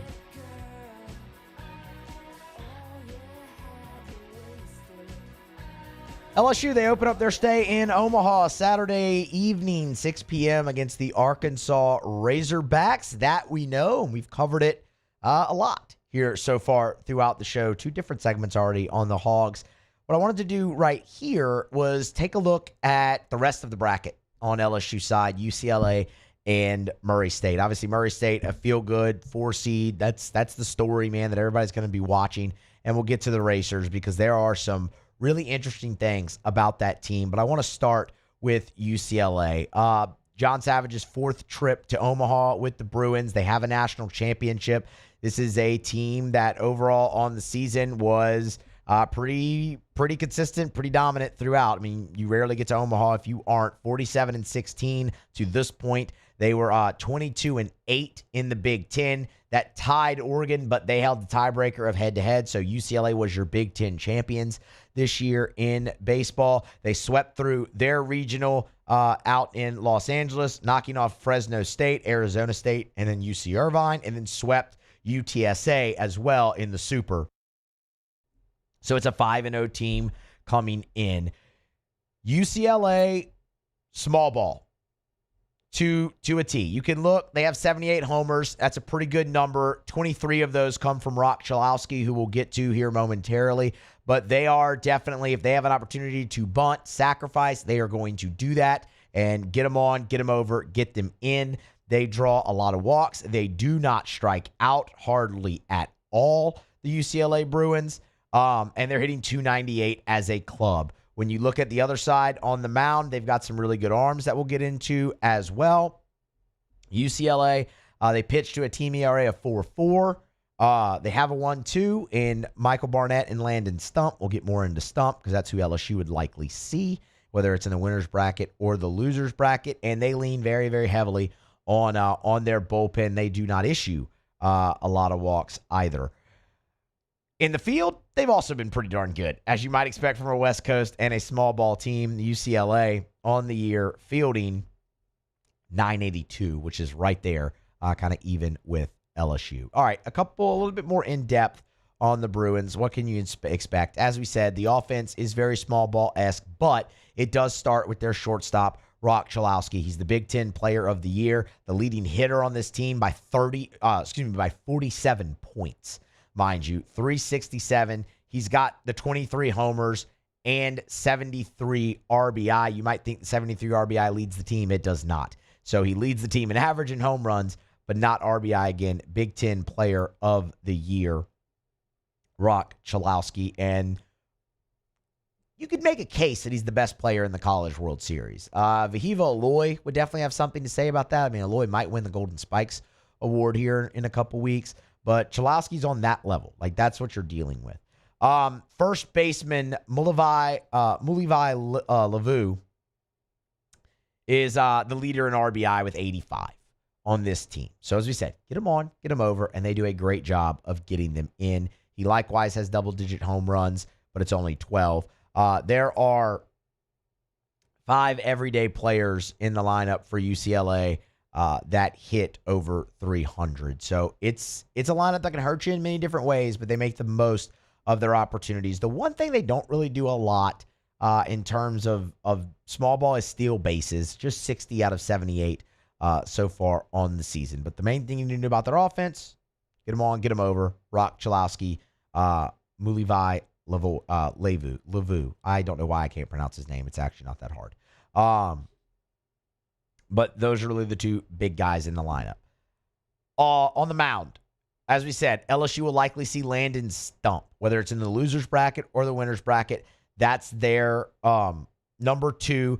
Fastball can get up to the mid-90s. But his big thing is kind of like Ianson and Anderson. He is elite at mixing pitches. He's got 4 of them that'll throw, and he can keep you off balance because he's not going to really overpower you. He's got more innings pitched than strikeouts on the year.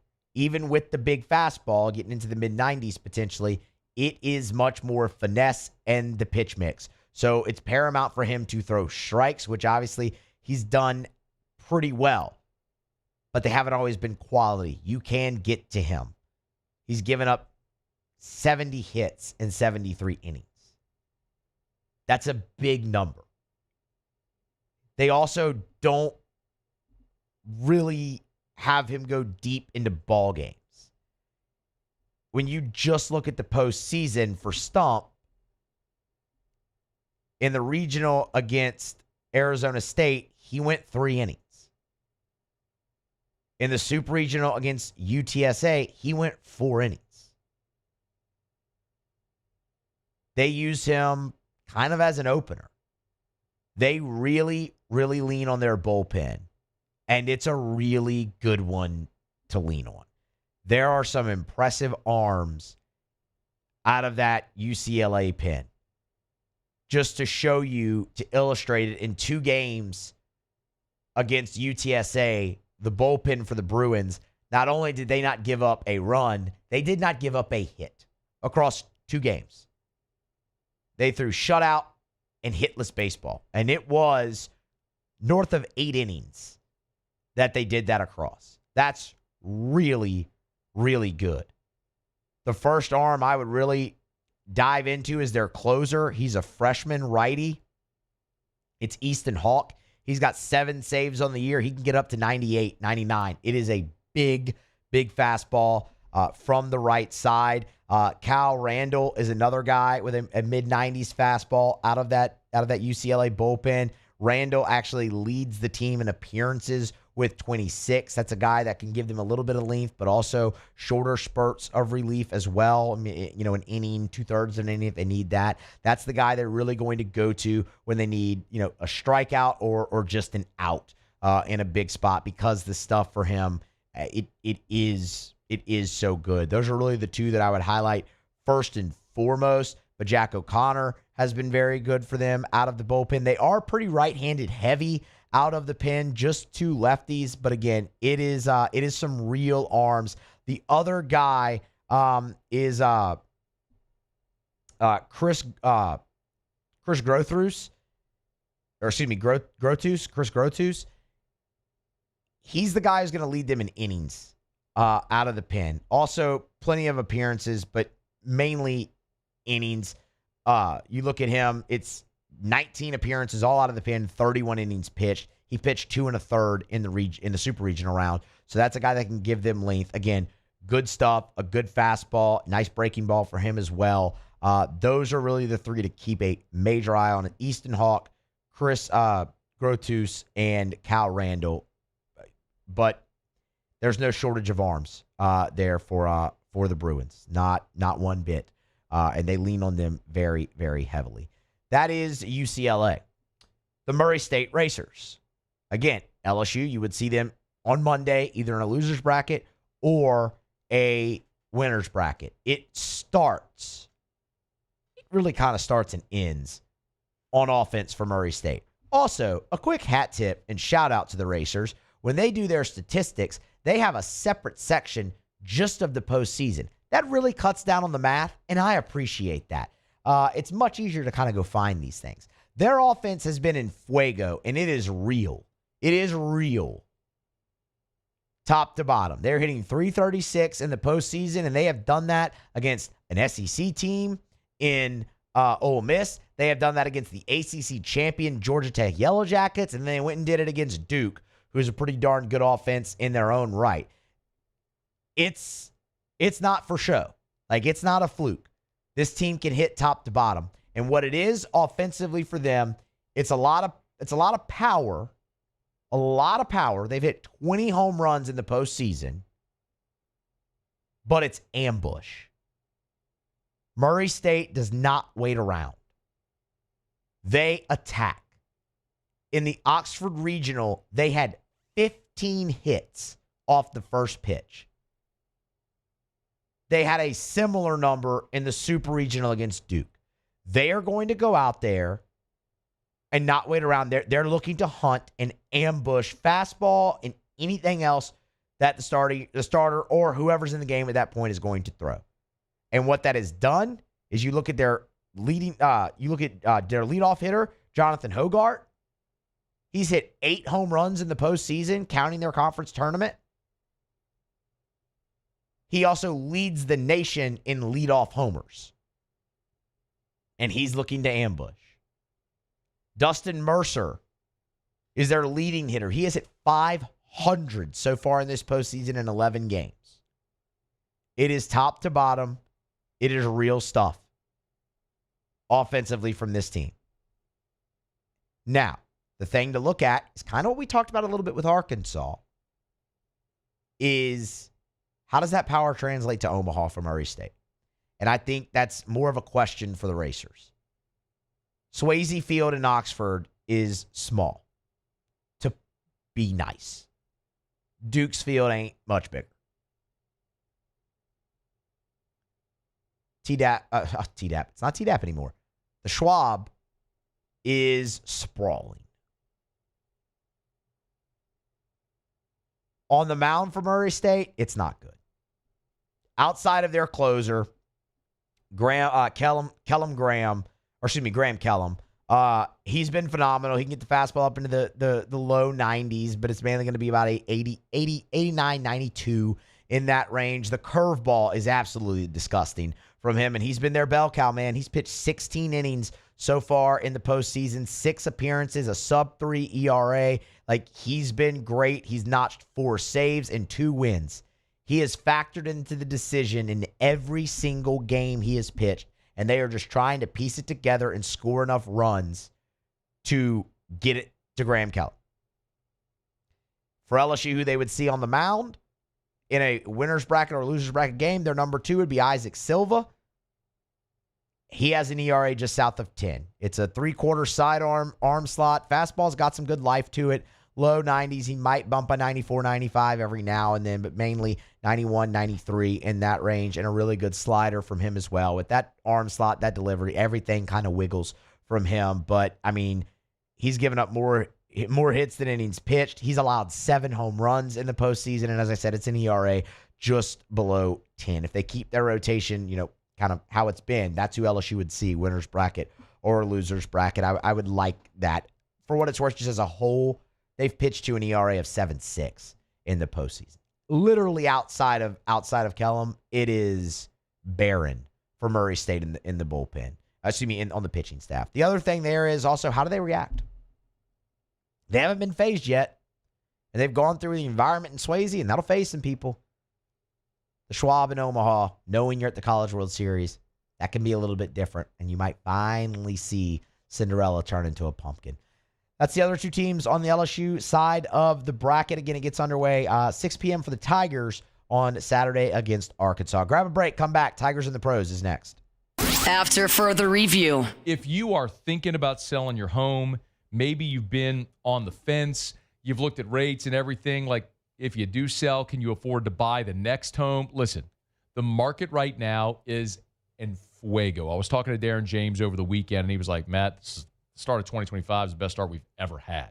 I'm telling you, consumer confidence is back. It is time right now to check out Darren James. Agent225.com, agent225.com. Yes, in Baton Rouge, but all over. Like, I just opened this one up. This is a 2-bedroom, 2-bathroom condo in Slidell that Darren's selling right on the water there on Harbor Drive. You can check it out, 129. You can check it out right now at agent225.com, agent225.com. Listen, buying, selling, commercial, residential, you need a realtor, you need the best, you need Darren James. 335-7666 or agent225.com.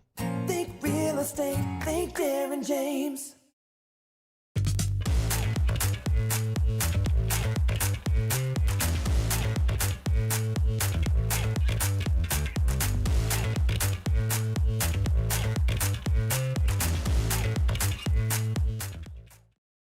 We typically think of stress as being bad for us. At Our Lady of the Lake and LSU, we are researching how certain types of stress, such as exercise, can be good for our immune health.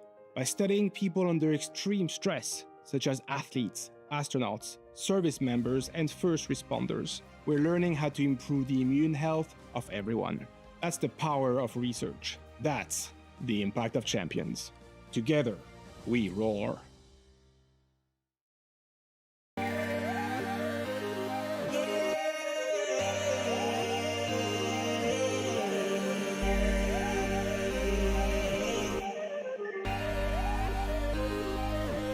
You gotta believe in a dream. Believe. You gotta believe in a dream. Believe. You gotta believe. My whole team on wild.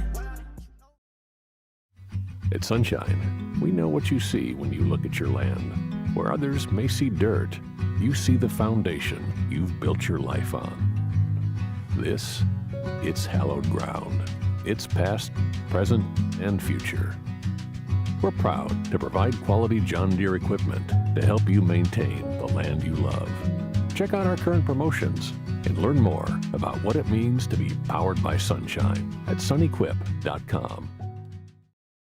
ED, low T, or simply seeking to optimize your health and performance? Goodwood Men's Sexual Wellness offers a range of discreet services to address your specific needs. We empower men to reclaim their health and confidence. Visit yourgoodwood.com. At Auctioner, we know healing is a team sport. That's why we've partnered with world-renowned orthopedic surgeon Dr. James Andrews to create the Auctioner Andrews Orthopedics and Sports Medicine Institute. Whether you're a professional athlete or a weekend warrior, our team of specialists are dedicated to getting you back in the game. So whatever your reasons are for reaching your personal best, we've only got one. You. Auctioner Andrews Institute. Long live you. These ice cubes could have been a thankless bed for an all-you-can-eat salad bar. But instead, they cradle and cool the crisp, refreshing Dos Equis. Nicely done, ice cubes.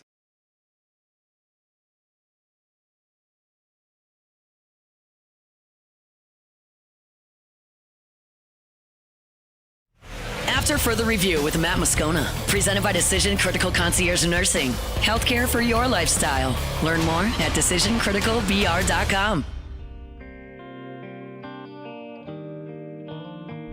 All right, wrap it up. Hour number 2 of AFR, Tigers in the Pros.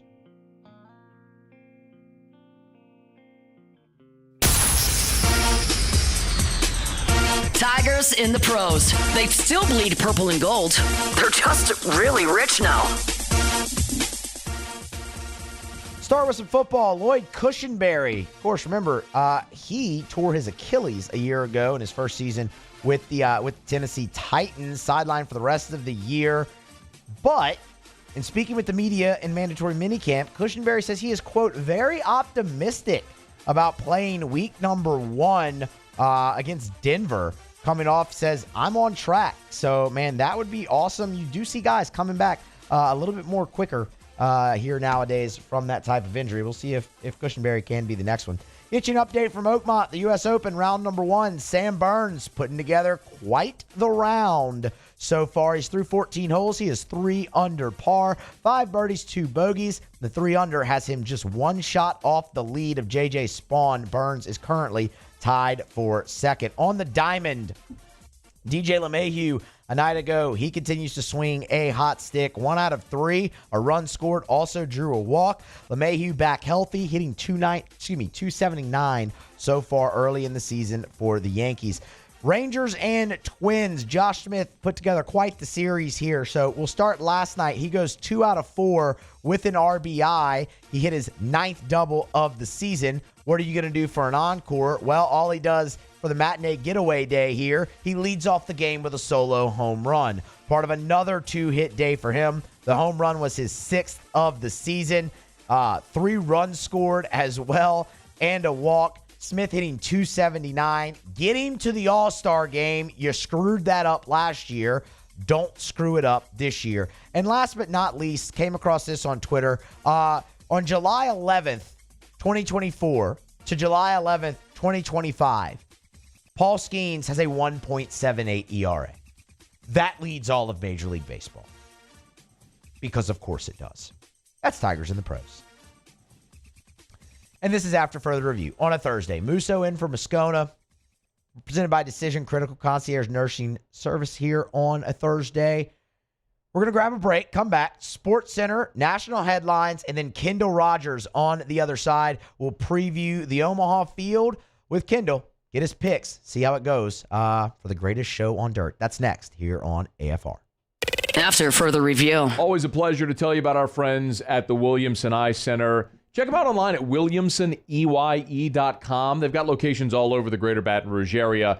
On the Baton Rouge General Campus, I mean, you turn off a Bluebonnet onto Picardy, you make that right. And then right there at the stop sign, the building on the right, the first 2 floors, that's the Williamson Eye Center. State-of-the-art dry eye center, and it's full service. Of course, they have their state-of-the-art surgery center there where you can have your LASIK or whatever surgical procedure you're having. But they have your standard annual eye exam as well at the Williamson Eye Center. Learn more at williamsoneye.com. The thing I tell you every day is take the advice that I was given and change your life. To give yourself the gift of sight is absolutely incredible. If you're someone like me who spent your life with contacts or glasses, there is a way to be done with it forever. williamsoneye.com. Go see Dr. Blake Williamson for that free consultation. 924-2020, 924-2020, or williamsoneye.com for the Williamson Eye Center. Gulf Coast Bank and Trust is giving our customers the power to bank anywhere, anytime during this challenging event. And we're right there with you. Our mobile banking app is a smart way to manage your money and time. Gulf Coast Bank and Trust, the bank that cares about you. There it is, the extra mile. On the border of expected and extraordinary for those willing to go further. Like vans customized for work or play. With safety and tech to keep you connected. Supported by a 5-star sales, service, and finance team. And backed by the 1-star you know. So go the extra mile. It's never crowded because so few have what it takes to go there. Mercedes-Benz Vans. The Windsor Senior Living Community in Mandeville, Louisiana is a beautiful, vibrant apartment community geared toward seniors. They are nestled right in the heart of Mandeville, where seniors live a more carefree lifestyle in spacious apartments with the peace of mind that comes from having a little extra help. Call the Windsor at 985-624-8040 to schedule a lunch and tour. Come see how the Windsor can be your passport to peace of mind. At Luba Workers' Comp, our journey began over 30 years ago with a simple belief. Our clients come first. At Luba, our business has always been focused on people, not policies. Through every success and challenge, we've continued to grow because we've stayed true to our values, committed to providing you with genuine dependability. Because your well-being is more than a priority. It's our purpose.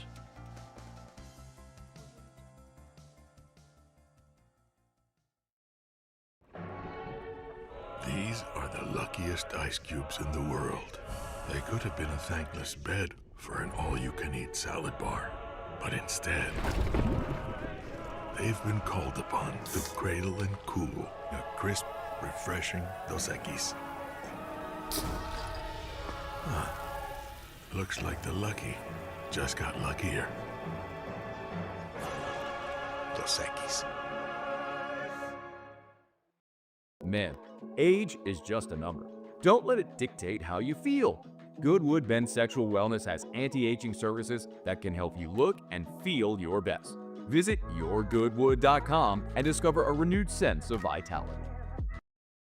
At Atmos Energy, our Smart Choice solutions help customers save energy and emissions with rebates up to $500 off high-efficiency natural gas appliances, smart thermostats, and weatherization upgrades. Together, we're fueling our energy future.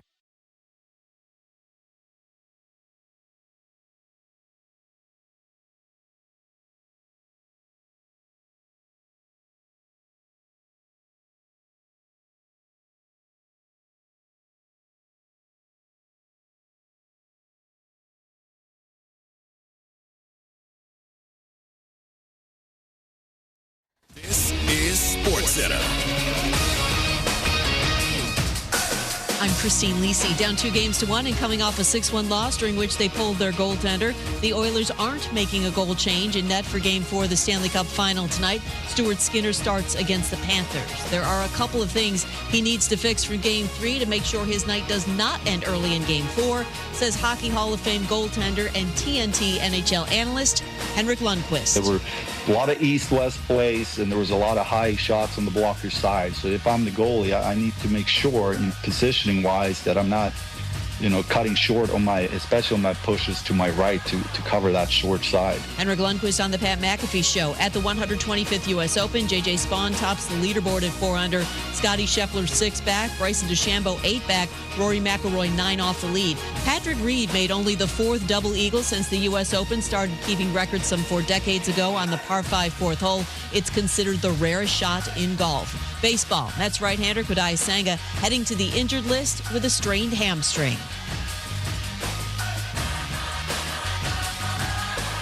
ESPN Radio is presented by Progressive Insurance. And now a no-frills ad brought to you by Progressive Insurance. Here it is. You could save big when you bundle your home and auto with Progressive. That's it. See? Just a good old-fashioned straightforward ad. See if you could save at Progressive.com. Matt Moscona. I'm very important. After further review. Say it one more time. After further review with Matt Moscona. And here we go. Live from the Mercedes-Benz of Baton Rouge studio. That's right. Go!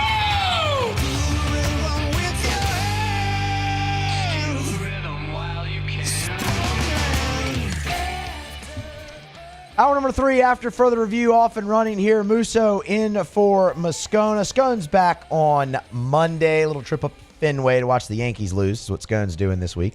Alondra Villarreal, Taylor Sharp, they're along for the ride. And glad you're along for the ride. Just knocking off work. Thank you for making us a part of your Thursday. Man, we have talked a ton of baseball and College World Series today, as you might imagine.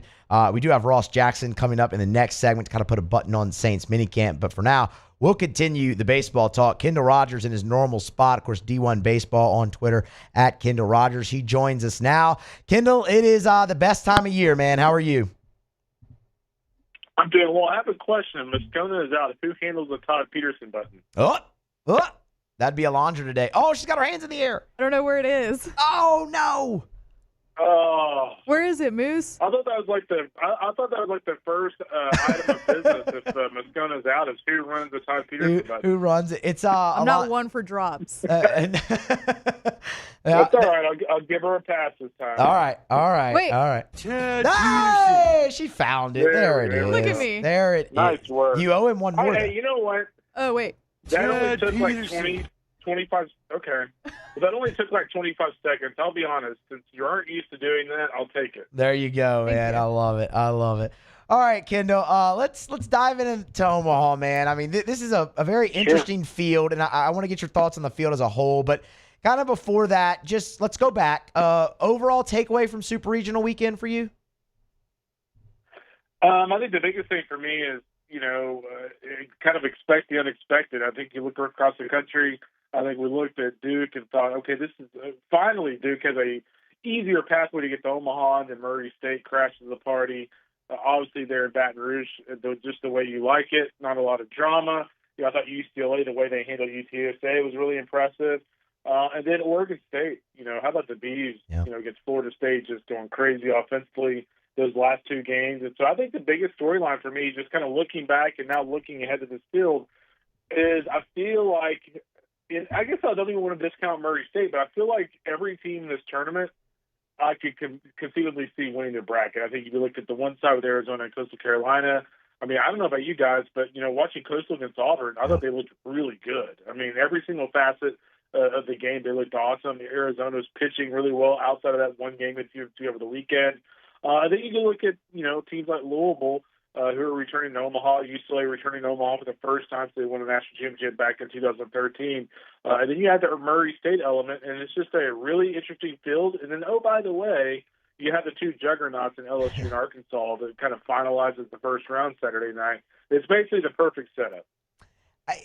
It is. And, I wanted to ask you about the field, too, because as a whole, this time last year, it was 4 SEC and 4 ACC. And the conversation was, man, is this how it's going to be from now on? I mean, it couldn't be further from that this season. What does that kind of say, one, about the state of the game, but also the selection process that the committee went through this season? Yeah, I think the one thing about college baseball that's interesting is I think all this hysteria about, the gap's going to get wider, the gap's going to get wider. I think it's just going to get tighter and tighter, and this is why I think it's college baseball programs around the country have figured out, or college athletics programs really is what I'm talking about. But, they figured out that the pathway to winning in college baseball and getting a lot of national exposure is a lot easier than trying to go down the route of basketball and especially going down the route of football. It's just not going to happen in football. So I think what's happened is more and more programs are putting money into baseball, whether it's, scholarships, NIL, facilities commitments, things like that. And so what it has done is just create a trickle-down effect, all these different mid-major programs and whatnot. It's just making things a lot more competitive. And now you throw this 34-man roster business into it over the next calendar year, and, people are increasing their scholarships, and you're going to see even more parity. So I guess the great news is college baseball will continue to grow because I think more and more teams that you don't expect will be competitive. The bad news is if you're an LSU fan, it increases the chances of somebody going into Baton Rouge in the postseason and knocking you off. Even Little Rock. Who would have thought that Little Rock in a second game against LSU would have people, taking anti-acid pills in the seventh inning because it was so tight and so nerve-wracking. So I just think college baseball as a whole is in a really good spot right now.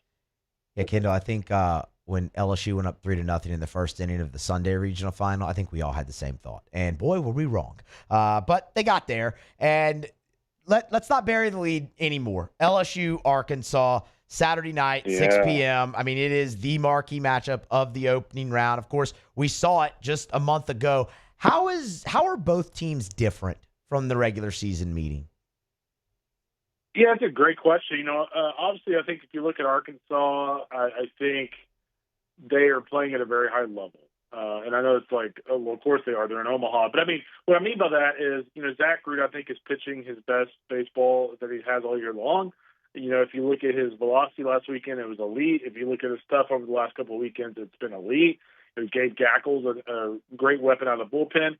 I actually kind of feel like Arkansas's offense isn't quite as dangerous as they were early in the season, whereas I think LSU, if you look at the postseason, we've talked all year long about LSU's offense not doing enough at times. This is a team that is averaging 10-plus runs a game in the postseason. So maybe it's time we start saying, okay, maybe the LSU offense is just fine, with what they've done in the postseason. So I would say the main difference for me right now would be the LSU's offense, I feel like, is in a better spot than maybe it was several weeks ago. But other than that, both teams have really good rotations. Both teams have nice pieces at the back end they can use. I do have a little bit more faith in Arkansas's bullpen, but just, I think if you look at these two teams, and I was talking to Jay Johnson about this the other day, is that, not to get ahead of themselves a little bit, but you're really looking at this bracket as you're probably going to have to play Arkansas in essentially a 2 out of 3 or a 3-game series, just like you're in the SEC. So you're going to have to go the tough road to get to the championship series. What do you think the game comes down to and who has the edge between LSU and Arkansas? I'm taking LSU. I have more faith in Cade Anderson than I do Zach Root. I just think Cade has been so consistent this year. The stuff I feel like is a little bit better. It's more selection of stuff. He's got more pitches. I love his demeanor on the big stage. So I think he's going to give them length. I think the biggest thing for me, I guess the only hesitation I have, even though I'm picking LSU, is what does Jay do at the back end of games? And I'll say this. I think with the way the Omaha field sets up, where you throw Cade day off, You throw Anthony day off. You have the option to throw like a Casey Evans out of the bullpen early on in the tournament.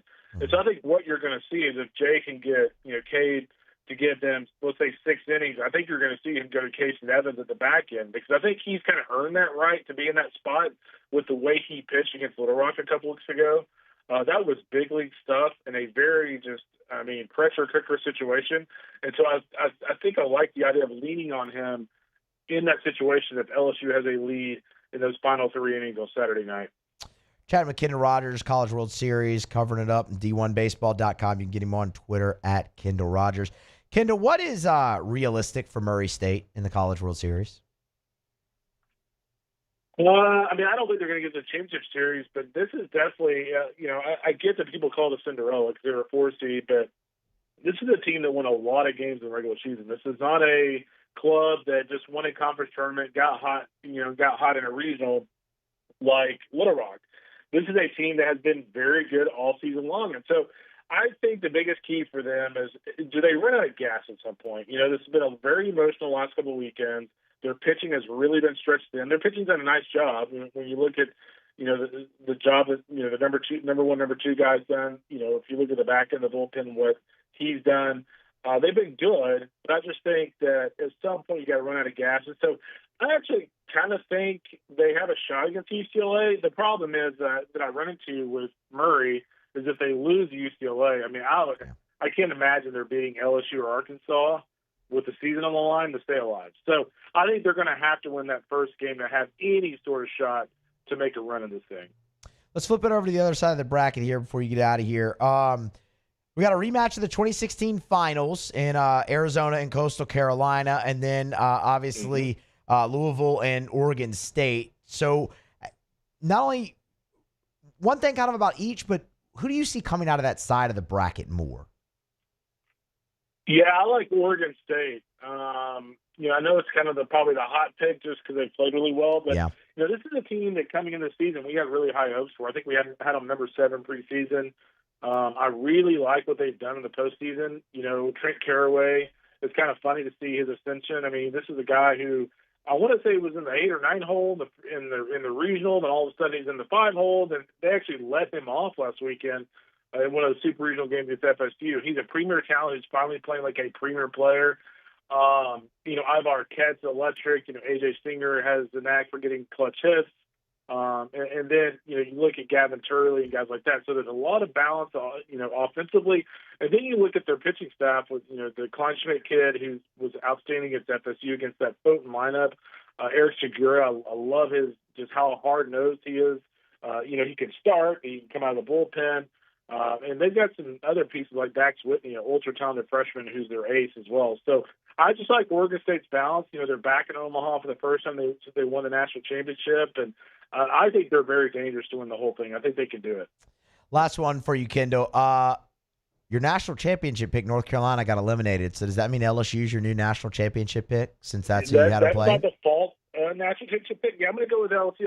I think whomever wins the Saturday night game is winning the national championship. I just don't think in a championship series, I don't think anybody's going through, Zach Ruth and Gage Wood and those guys, or they're going through Kate Anderson and Anthony Heinsohn to win the national championship. I just don't think it's going to happen. That is music to a lot of people's ears here, and that's kind of been the sentiment from a lot of people that that you never want to say a game in the first round, right? Yeah. I will say this. What's really interesting about LSU is I feel like this has been a very odd LSU season because I feel like that, February, end of March, beginning of May, I feel like LSU has still had question marks. And I think fans have been kind of in the same way. Like, wait, what is this team? Who is this team? And so I think if they won the national championship, it's a really interesting story because I don't think we've seen LSU's best baseball, and maybe that happens here. That's what I was just about to say. It's odd that you get to this point, you can still say they haven't played their best yet. Well, now or never. Close. Yeah, now or never. This is the 11 days to do it, so they'll get it underway. Kendall Rogers, D1 Baseball. Again, you can get him on Twitter X at Kendall Rogers. He and the boys over there, they'll have you covered all week and a half, all 2 weeks long over there in Omaha. Enjoy the baseball, Kendall, and we appreciate the time as always. Be good, buddy. All right, that is That is Kendall Rogers. We're going to grab a break, come back on the other side. Ross Jackson joins the show. We'll put a button on Saints Minicamp next here on AFR. AFR. EVAMOR, evamore.com, evamore.com. For elite athletes, for someone who just wants a healthier lifestyle. Maybe you're a parent, you want a healthier option for your children. Evamore is a great option. I would highly encourage you, bottom line, if you're drinking tap water, don't. Bare minimum, filter your tap water. But the best option is Evamore. This is natural artesian water. It's underground aquifers on the north shore of Lake Pontchartrain, right there in Covington. They dug a well into that aquifer, and I mean, it's literally thousands of years in the making. That's why they call it Mother Nature's masterpiece. That's what they're pulling out of the ground. The only filtration is take like the sediment from the ground out of the water, and it goes right into the bottle. So it never touches air until you uncap it, take that first delicious sip. Learn more where you can buy it, great retailers or online, EVAMOR, evamore.com.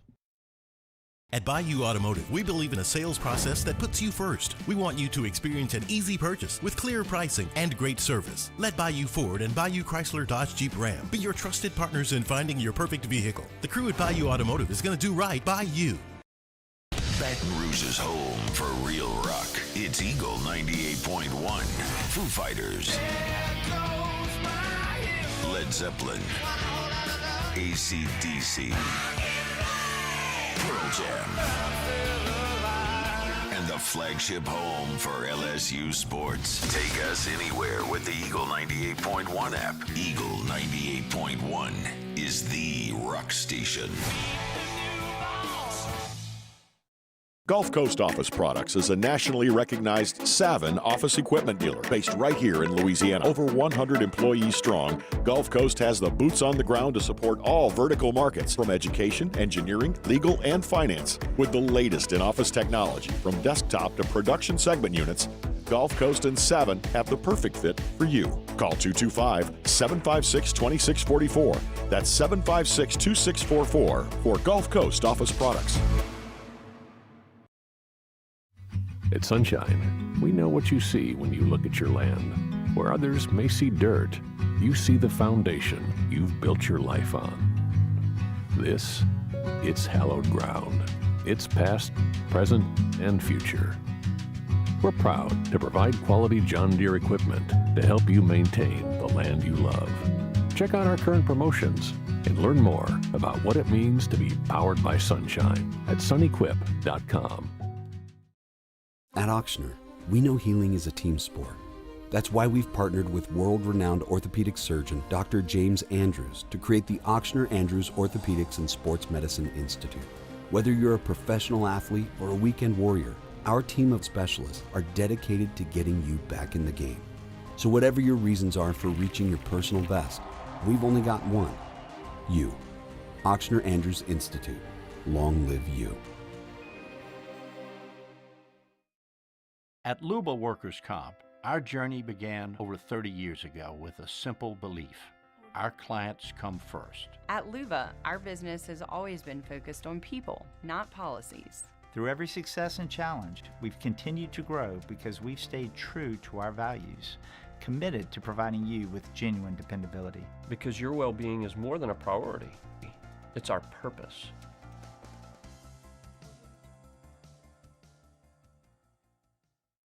When it comes to choosing energy for your family and your home, make the smart choice with natural gas. You can count on efficient and affordable natural gas to keep you comfortable and reduce your environmental. After further review with Matt Moscona, presented by Decision Critical Concierge Nursing. Healthcare for your lifestyle. Learn more at decisioncriticalbr.com. Downtown by myself, and I had so much time to sit and think about myself, and then there she was. Rolling along here on I didn't think the mic was on. Didn't sound like it was. Rolling along here on a Thursday edition of AFR, presented by Decision Critical Concierge Nursing. Ross Jackson, LouisianaSports.net, and of course the Locked On Saints podcast. He joins us now, third day in a row. We call it the trifecta. Ross is here to put a button on Saints minicamp. How is it, my man? Hey, man. and appreciate you having me on. Glad to be here for the trifecta. I love it. Yeah, I mean, I figured it went so well the last 2 days. Even though the Saints canceled practice today, why not do it anyway?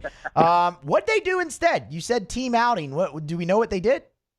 Yep, we got the deets from Kellen Moore, the head coach. They ended up taking a team outing to 504 Golf here in New Orleans. Oh, kind of this golf entertainment complex that they have right off the I-10. It's awesome. It's super fun. But yeah, the Saints went out and did a little. I don't want to call it golfing because it's mostly like driving range-esque. You know what I mean? Yeah. But it's awesome. It's a fun way to spend a day. You're seeing more of those pop up, and they are a lot of fun. Okay, so that's what they did instead of minicamp, but we did get to see 2 days. We've kind of gone through those 2 days with you in the past here, but now that it's over, just kind of one or two big overarching takeaways that you had watching the 2 days of practice?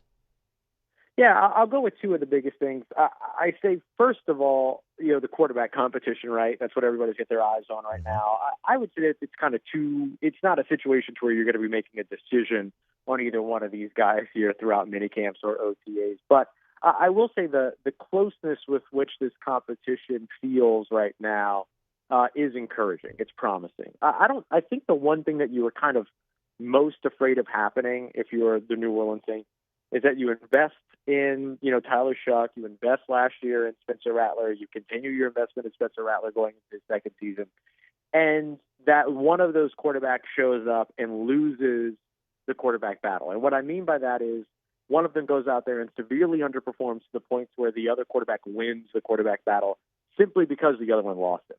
And I don't think you're seeing that so far with these two guys. And it's early. We'll see where things go. But I do think that things are in a promising place. Both these quarterbacks have shown what it is that they can do well, have shown where their growth areas are, things like that. I think they got a lot of good information as they take this break and then go into training camp later on next month. The second thing is that Kellen Moore has proven to be the right hire for the New Orleans Saints in this iteration of the New Orleans Saints, which is this young, growing team that's kind of rebuilding, has some veterans in the building, but very much is looking towards its future, all those other things. He has done such a good job so far of building relationships between the players, with the coaching staff, the community, everything from paintball to going to Holly Grove to help to rebuild a community center, the Trinity Community Center, opening minicamp to the fans and bringing fans in for those 2 days, not canceling one of the practices that the fans were in attendance for, but still canceling one to get these guys to 504 Golf, so on and so forth. You're just seeing a lot of the focus on the team from a team perspective and not just from a football perspective, while also a focus on the football perspective. And I think that's exactly the kind of coach that this New Orleans Saints team that's right now in this space and in this area of its lifespan absolutely needed. I want to come back to Kellen Moore, but I do want to follow up, obviously, on the quarterbacks. You mentioned the competition being so close. Is it so close that you can't really decipher who might have the edge right now, or is there one guy that you've looked at and maybe that you favor a little bit more through OTAs and minicamp? It's so close that I think that different people would say different players, that would pick a different player. You know what I mean? Like you could ask 5 different, Saints media members, and you'll probably get 2 or 3 of them going in one direction with 2 or 3 of the other going in the other direction. And I think that's good news for New Orleans. I personally would say that Spencer Rattler is in the lead. He looks most comfortable. He processes the most quickly. You can tell that he has the NFL experience. You can also tell that he's got 600 more snaps of collegiate experience and 300 more passing attempts of collegiate experience as well, playing in the SEC, so on and so forth. So I think he's just seen more at a faster speed than Tyler Shuck has seen so far. But the edge that Spencer Rattler has a lot more to do with the things that he's doing well and the growth that he has shown than it has to do with Tyler Shuck doing anything wrong. So that's best case scenario for both of these guys. So that's what I mean by it's close. I would say that one of these guys is in the lead right now, but I don't know that everyone would say that the same guy is in the lead because you see all of the impressive things that Tyler Shuck can do.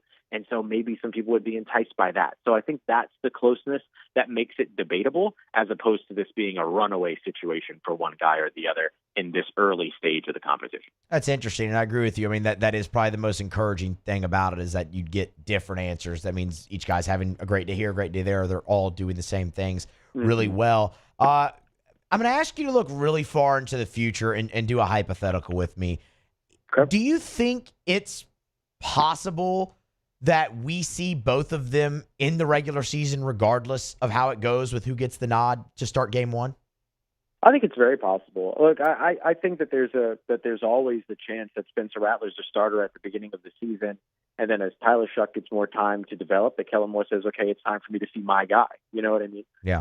I wouldn't be shocked by that at all, unless, Spencer Rattler goes out there and then they're winning games. Like, obviously, you're not going to change course if things are going, all too perfectly and things like that. But I do think that there's a real situation where you see both those guys. There's also a situation where Tyler Shuck ends up being the number one guy, and then they say, you know what, or the week one guy rather, and then they say, you know what, he could use a little bit more time developing behind the scenes, and then they go to Spencer Rattler. Like, we see this around the NFL all the time when you're trying to figure out sort of that future quarterback and that young quarterback. Have they had enough time? Have they not had enough time? Did you put them out there too early? Did you wait too long? It's such a tricky situation to navigate because more times than not, you're wrong somewhere. And so it might not be the initial selection. It might be a move later, so on and so forth. Like, it's a challenging situation to find your starting quarterback in the NFL these days. So I absolutely think that it would not be shocking to see both of these guys at some point in 2025, even if things are, not necessarily, I don't know how to say it, but yeah. In either case, I do think it's possible you see both of these guys. It's going to be fascinating to watch, man. I mean, it's just because sure. I mean, it's not like it's been a while. I mean, they've been wading through the uncertainty at quarterback water since Drew Brees retired. Mm-hmm. But in each of those situations, you really Jameis, you knew he was going to be the guy. Then you bring in Derek Carr. This is really the first time they've had like full on competition for it, and it's a position that the franchise hasn't been in a very, very long time. So obviously, it's captivating. I did want to come back to Kellen Moore. A lot's been made about the format that they've had in OTAs and minicamp, where it's just mainly 7-on-7. What have you made of that? Do you like it? Yeah, I don't mind it. I'll be really curious to see what it means for when they do start doing full team 11-on-11 drills. I've checked in with some of the other Locked On hosts that are covering teams around the NFL and everything, and it's really unusual. Like it's not something that a lot of teams are doing. A lot of teams are doing 11-on-11 full team drills and things like that. And so it is something that is, I don't want to say unusual. It's unique, right? It's different. And so I think though that as of right now, I would say, yeah, good call, because what you're trying to do is keep your team healthy so you can bring your roster in a training camp, which I think have not done very successfully the past few years. Like Spencer Rattler talked about it. He said something along the lines of, like, yeah, we were doing 11-on-11s at this point in the year last year, and people were dropping like flies, right? Like there's a real awareness to what that was. And so I think that Kellen Moore's foresight and intent of trying to keep his players healthy going into training camp is a positive. The question will be, does it yield positive results, right? Does the fact that they get into training camp and that they're a little bit less nicked up and they're a little bit less banged up and they've seen a little bit less physicality, does that prolong their ability to stay on the field? Or does it make them underprepared? We'll have to see. But I do think, I understand the logic of it. I get the logic of it. And now I'm just curious to see what the result of that logic will be. Few more minutes with Ross Jackson, LouisianaSports.net, of course, the Locked On Saints podcast. You can get him on Twitter, X, at Ross Jackson NOLA. Ross, one of the reasons people might not love it is it's kind of hard to evaluate the defense in certain aspects of the 7-on-7 team drills there. But one guy throughout day one of minicamp, day two of minicamp, and I'm sure if they would have practiced, it would have been day three of minicamp. Kellen Moore was asked about him both times. That's Kool-Aid McKinstry.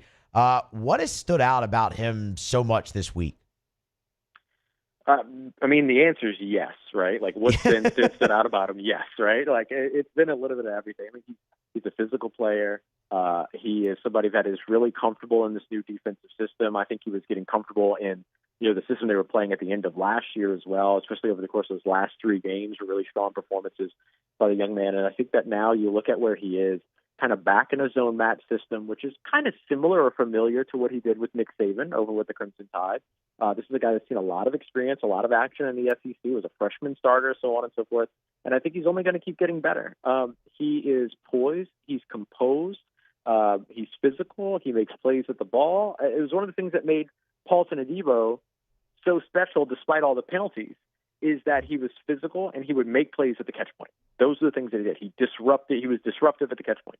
And I think you're seeing that from Kool-Aid McKinstry as well. And I think he's only going to get better both with time and, of course, once a pass rush is a part of the equation too. Like right now, these quarterbacks have every throwing angle available to them because there's no one standing in front of them, right? And I'm not just talking about the defensive line. I'm talking about literally obviously over the offensive line and passing lanes, all those other things. So the defensive backs are at a disadvantage because of that. Kool-Aid McKinstry, you'd never know. You'd never know. And he's getting to play now in this new system that has a little bit more zone, so it allows the defensive backs to kind of have their eyes on the quarterback, be able to kind of see where it is that the quarterback's trying to go, and be able to go out there and be aggressive and make plays. And that fits Kool-Aid McKinstry's skill set to a T. He's a very technically and fundamentally sound player, and being able to play off of what the quarterback is doing is a very good technique, and it's a very fundamental part of the coverage game. What have you seen behind him, Ross? Because, I mean, obviously Quincy Riley's dealt with his nagging deal. You mentioned Paulson Adebo. He left in free agency. There's Alontae Taylor, Isaac Yiadom, but what have you really seen behind McKinstry at that spot?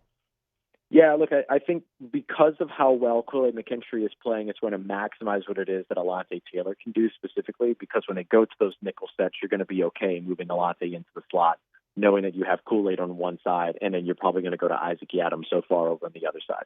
Isaac Yiadom is a very good veteran, or a very proven veteran.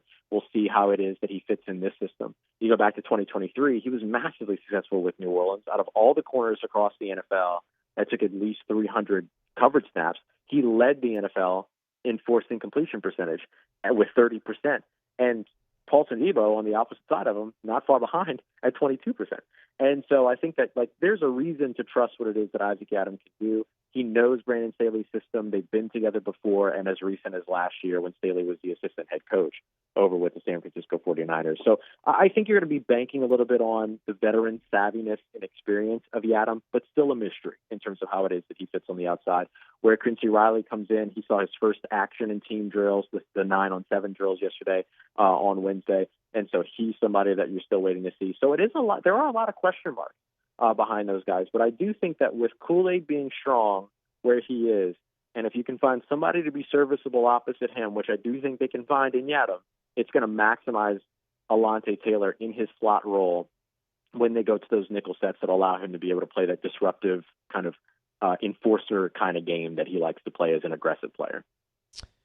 You know, for a team that many people aren't expecting much from, their offseason is still somehow just so darn interesting. I guess that just comes with the territory of being the New Orleans Saints and there just never being a dull moment. He is Ross Jackson, Locked On Saints podcast. Of course, read his stuff at louisianasports.net. That's free, by the way, if you haven't heard. You can get him on Twitter at Ross Jackson Nola. Ross, we appreciate the time as always, man. Thank you. Enjoy your weekend. Thank you, buddy. You too. Take care. Stay safe. Talk to you soon. Absolutely. Again, Ross Jackson. We're going to grab a break here on AFR. But before we do that, Matt's going to tell you, I don't know, about one of them, Alondra. I think Duplessis. Okay, that works. We're brought to you by Duplessis Builders, DuplessisBuilders.net, DuplessisBuilders.net. Y'all, whenever we talk about the pool building process, I don't want this to be boring to you. But it's important that I point out how Duplessis goes about their process, because it gives color and description to why they were able to give a 10-year workmanship warranty. Like when some companies say, we'll build your pool in 2 weeks. Like that's not a real thing. At Duplessis, the excavation takes 2 to 3 days. Then they'll shoot the gunite. It takes 21 days for gunite, for concrete to cure. So they're not going to proceed until those 21 days have passed. The product will last longer, so they're not going to rush the process. After you let that tiling and coping cure for 2 weeks, then you add water. Before you add water, then you plaster. So it's why a lot of pools start to fail in 2 to 3 years, because they don't do it right. You'll never worry about that with Duplessis Builders. All right, we're going to grab a break, come back on the other side. Huge recruiting news for LSU just coming down the pike, and the football team. We'll tell you about that next here on AFR. AFR. Brought to you by Relief Windows and ReliefWindows.com. You know, when we talk about Relief Windows every day, I always say windows, doors, siding. And now shutters as well. They do your indoor shutters. Same thing as the windows. Custom made, measured to fit your windows, custom fit for your windows, lifetime warranty on your windows, your shutters. But Brandon, you often hear say their number one product is customer satisfaction. And that's not just a catchy line. That's not a cliche phrase. Have an experience with Relief Windows and you'll understand. They go to the ends of the earth to make sure their customers are thrilled with the work they do. As a matter of fact, Relief Windows never takes $1 from you. You will not, no deposit, no down payment. They take all the risk. They will not take $1 until you're thrilled with the work they do. Who else does that? Only Relief Windows. Check them out online at reliefwindows.com. At Bayou Automotive, we believe in a sales process that puts you first. We want you to experience an easy purchase with clear pricing and great service. Let Bayou Ford and Bayou Chrysler Dodge Jeep Ram be your trusted partners in finding your perfect vehicle. The crew at Bayou Automotive is going to do right by you. It's not just a game, it's a religion. You've got your team colors, team swag, and now your very own website, LouisianaSports.net. Everything LSU, Saints, and Pelicans. Sports on demand. In-depth coverage by sports writing pros with continuously updated news. And with the LouisianaSports.net newsletter, you get pinged directly with top trending stories. Best of all, now and always, no paywall. It's free. LouisianaSports.net, powered by 104.5 ESPN Baton Rouge. Your home for Louisiana sports. These are the luckiest ice cubes in the world. They could have been a thankless bed for an all-you-can-eat salad bar. But instead, they've been called upon to cradle and cool a crisp, refreshing Dos Equis. Looks like the lucky just got luckier. Dos Equis. Gulf Coast Office Products is a nationally recognized Savin office equipment dealer based right here in Louisiana. Over 100 employees strong, Gulf Coast has the boots on the ground to support all vertical markets, from education, engineering, legal, and finance. With the latest in office technology, from desktop to production segment units, Gulf Coast and Savin have the perfect fit for you. Call 225-756-2644. That's 756-2644 for Gulf Coast Office Products. At Sunshine, we know what you see when you look at your land. Where others may see dirt, you see the foundation you've built your life on. This, it's hallowed ground. It's past, present, and future. We're proud to provide quality John Deere equipment to help you maintain the land you love. Check out our current promotions and learn more about what it means to be powered by sunshine at sunequip.com.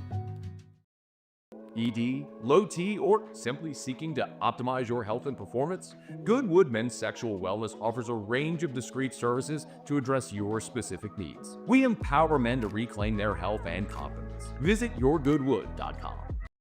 Looking for the ultimate game day experience? Come to the Queen Casino in Baton Rouge. Savor game day platters and snacks, plus drink specials at 1717 Kitchen and Cocktail. So come out for game day and let our team make you the MVP. The Queen Casino, where every moment is a win.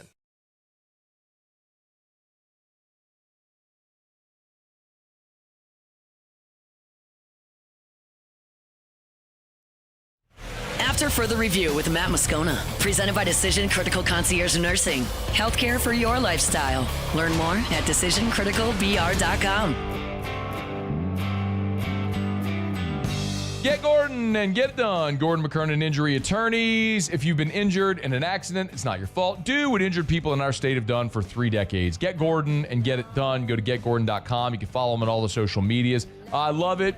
Squirrel Burrell is back rocking with the G team. Elite LSU sprinter. Made the announcement. It's on social media. You can see the photos on Twitter, Facebook, or Instagram, or all the spots. Gordon's done an awesome job with the G team, giving great NIL opportunities to athletes, not just Tigers, but so many athletes across the state of Louisiana, both the revenue sports, the Olympic sports, all of it. You can learn more about all the members of the G team by going to getgordon.com, getgordon.com, and love telling you about all the content that they do as well. Gordon sit down with members of the LSU baseball team recently. Kim Mulkey.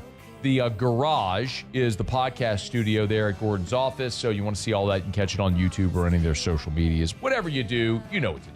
Get Gordon and get it done. Our locks. We have to get to our locks here to wrap up the show, but we do have a little bit of a breaking news. LSU reels in a big fish on the recruiting trail. Boy, Brad Davis, man, he just keeps on trucking away.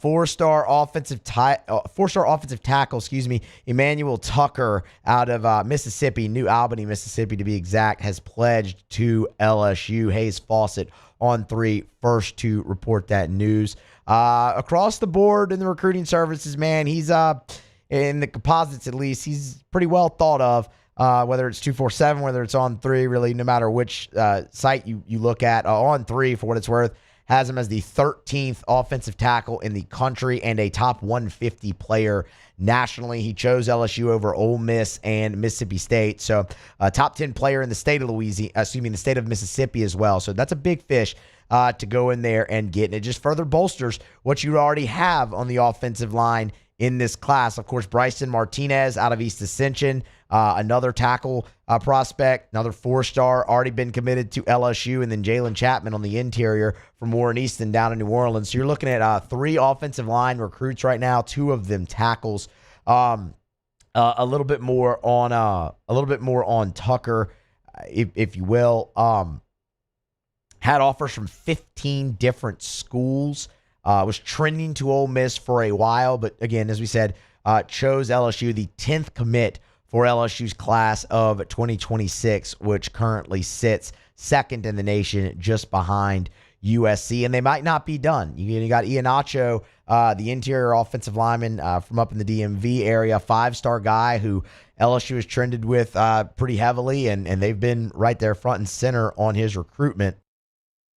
Shea Dixon has obviously talked about that with us plenty here on this show in his Tuesday spot. So when you look at what Brad Davis has done along the offensive line in his time as the coach, I mean, it is a who's list, man, and a lot of that depth is going to show itself this season for other LSU, potentially, whether it be Weston Davis, whether it be Cohen Eccles. Of course, you brought in the 2 transfers as well, but Tyree Adams, man, he's going to slot in there at left tackle, and that was a high 4-star guy, coming out of New Orleans when he signed with LSU. Of course, Lance Hurd was a 5-star to go along with Emory Jones and Will Campbell. He obviously went to Tennessee, but it seems like every year you look up and Brad Davis is just bringing in big-time offensive line recruit after big-time offensive line recruit after big-time offensive line recruit, and it's a spot where, man, LSU, you really started lacking there.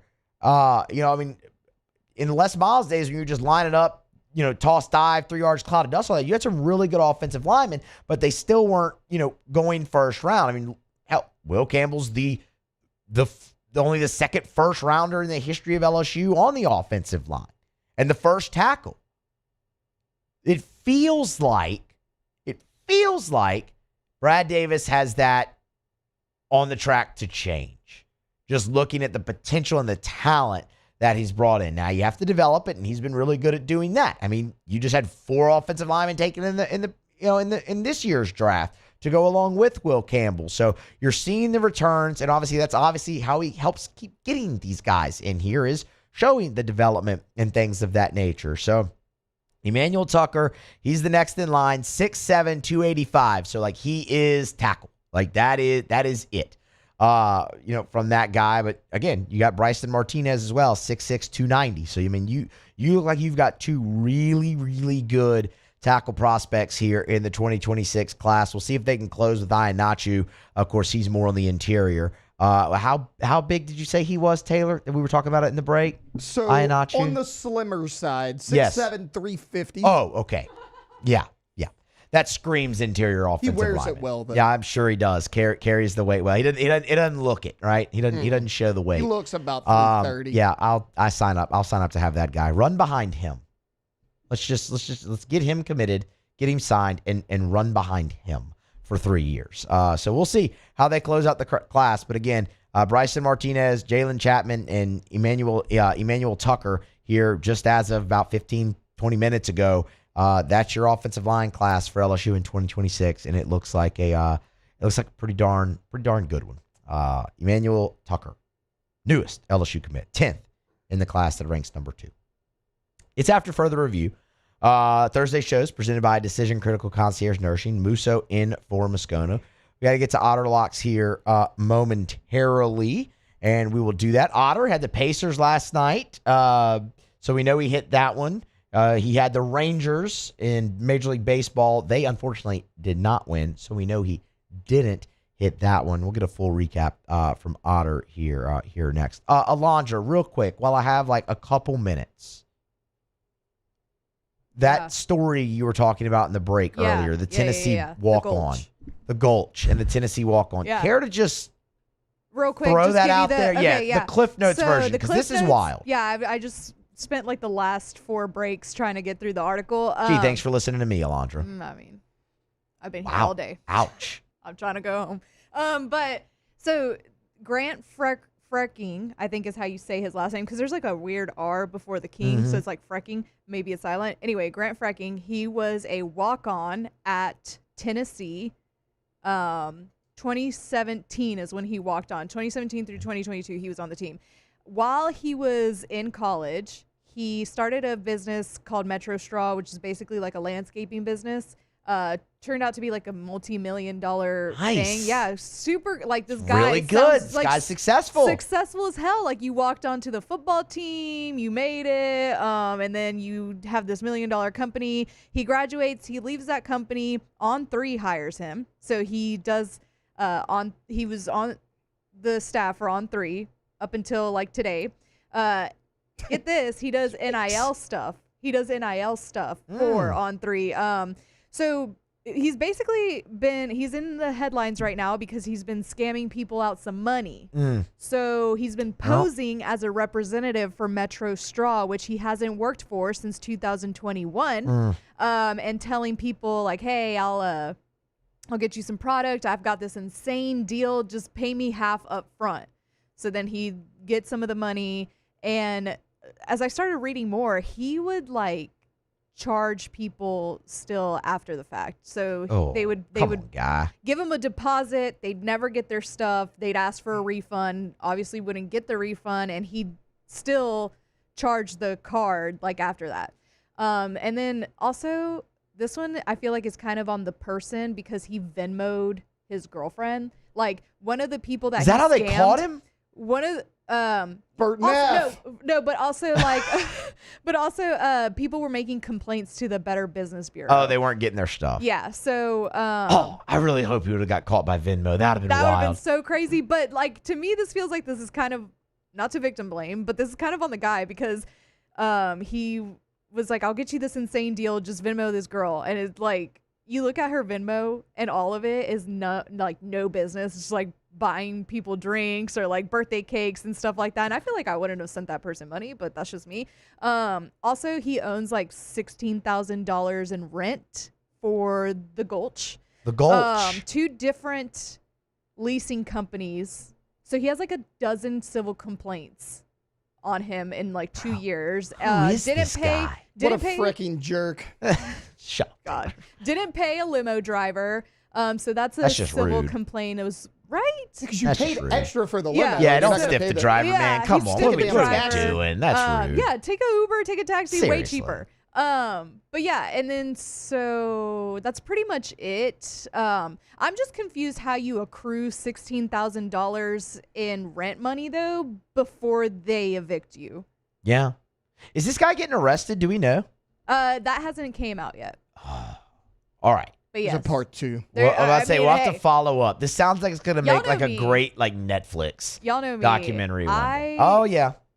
You'll sleuth it out. Oh yeah. You'll sleuth it Yeah. out. I'll do some deep dives. All right. We're going to grab a break. Come back on the other side. Otter Locks to close out a Thursday edition of AFR. Stay here. AFR. Brought to you by Action Industries, proud partner of LSU Athletics. ActionIndinc.com. That's where you find them online. You can find them on LinkedIn as well. And one of the things that I tell you often about Action Industries that I really respect the most is Action Industries, they know who they are as a business. They've been around since 1982. So in 42 years, they've really developed a reputation among the petrochemical and refinery markets. And so when it comes to those contractors, these industrial and commercial contractors, like their safety record is exemplary. The work that they do is exceptional, which is why They thrive on repeat business. Well, you don't keep getting hired for 42 years if you're not doing great work. That's Action Industries. But also they know who they are. There's some giant companies that do these mega projects, and they're not going to bid on a $200 million project. But if you have a 100-man job, that's their sweet spot. They're perfect for that. You need to get to know Action Industries. ActionINDINC.com. There it is, the extra mile, on the border of expected and extraordinary for those willing to go further, like vans customized for work or play, with safety and tech to keep you connected, supported by a 5-star sales, service, and finance team, and backed by the 1-star you know. So go the extra mile. It's never crowded, because so few have what it takes to go there. Mercedes-Benz Vans. Today, we are shaping tomorrow. We are researching how extreme stress impacts the immune system, from trauma victims to athletes and even astronauts. Our work is leading the way in sepsis treatment, saving countless lives. We're unlocking the mind with music in exciting new ways. Our Lady of the Lake Health and LSU are improving the health of our state. That's the impact of champions. Imagine the impact we'll have on the future. Together, we roar.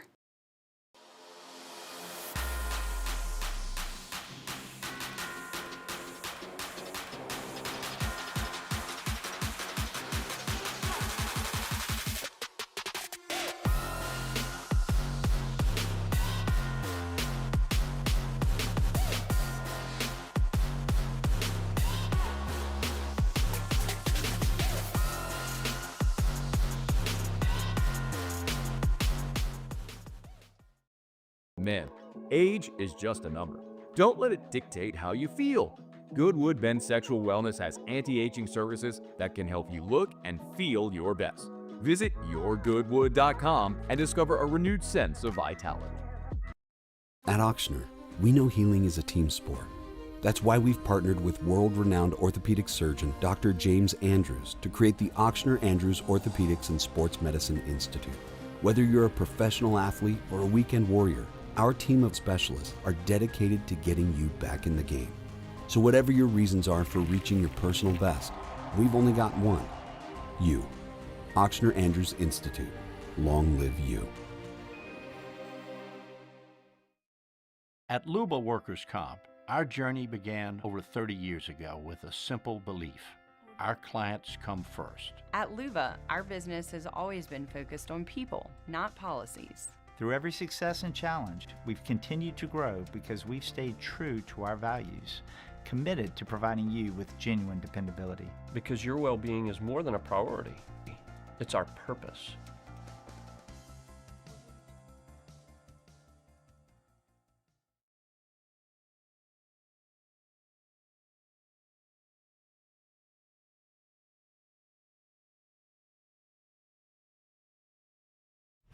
After further review with Matt Moscona, presented by Decision Critical Concierge Nursing. Healthcare for your lifestyle. Learn more at decisioncriticalbr.com.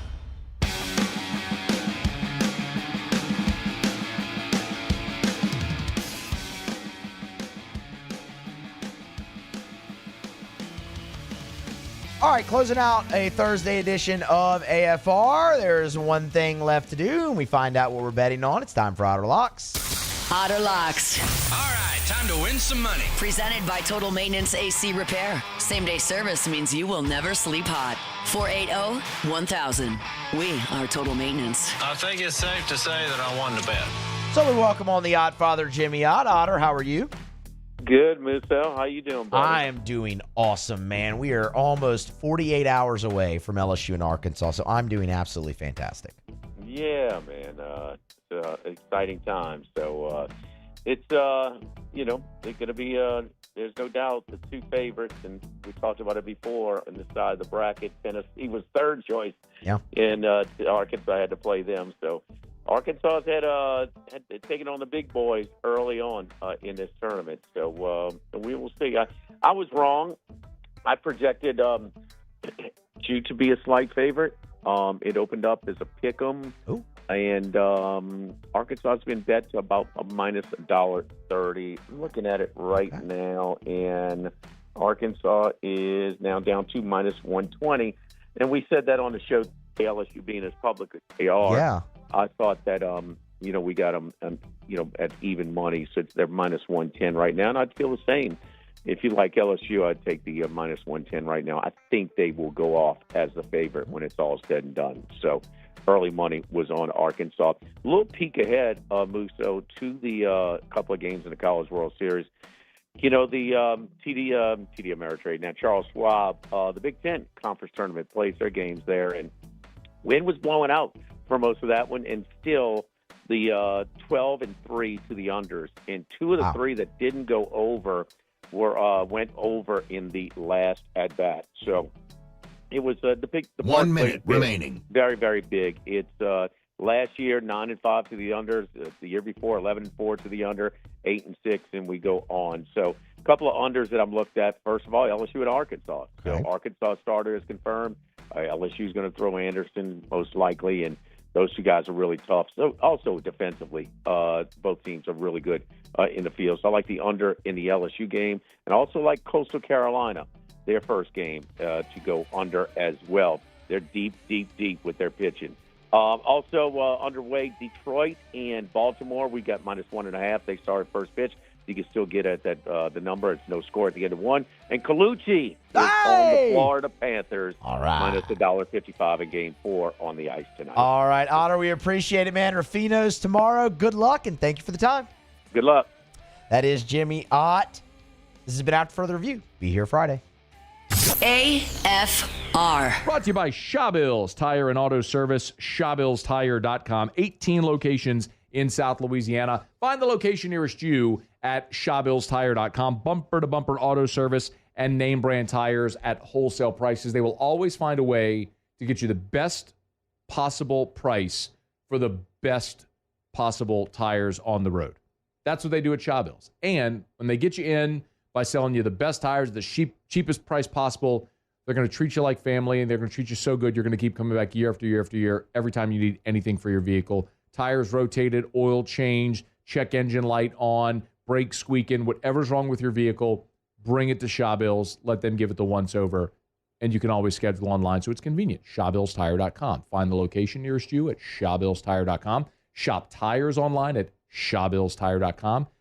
Be sure to ask about the Shawbills credit card as well, because you can save $50 off your first purchase when you use the Shawbills credit card only at Shawbills. Gulf Coast Bank and Trust is giving our customers the power to bank anywhere during this challenging event. And we're right there with you. Our mobile banking app is a smart way to manage your money and time. Gulf Coast Bank and Trust, the bank that cares about you. At Bayou Automotive, we believe in a sales process that puts you first. We want you to experience an easy purchase with clear pricing and great service. Let Bayou Ford and Bayou Chrysler Dodge Jeep Ram be your trusted partners in finding your perfect vehicle. The crew at Bayou Automotive is going to do right by you.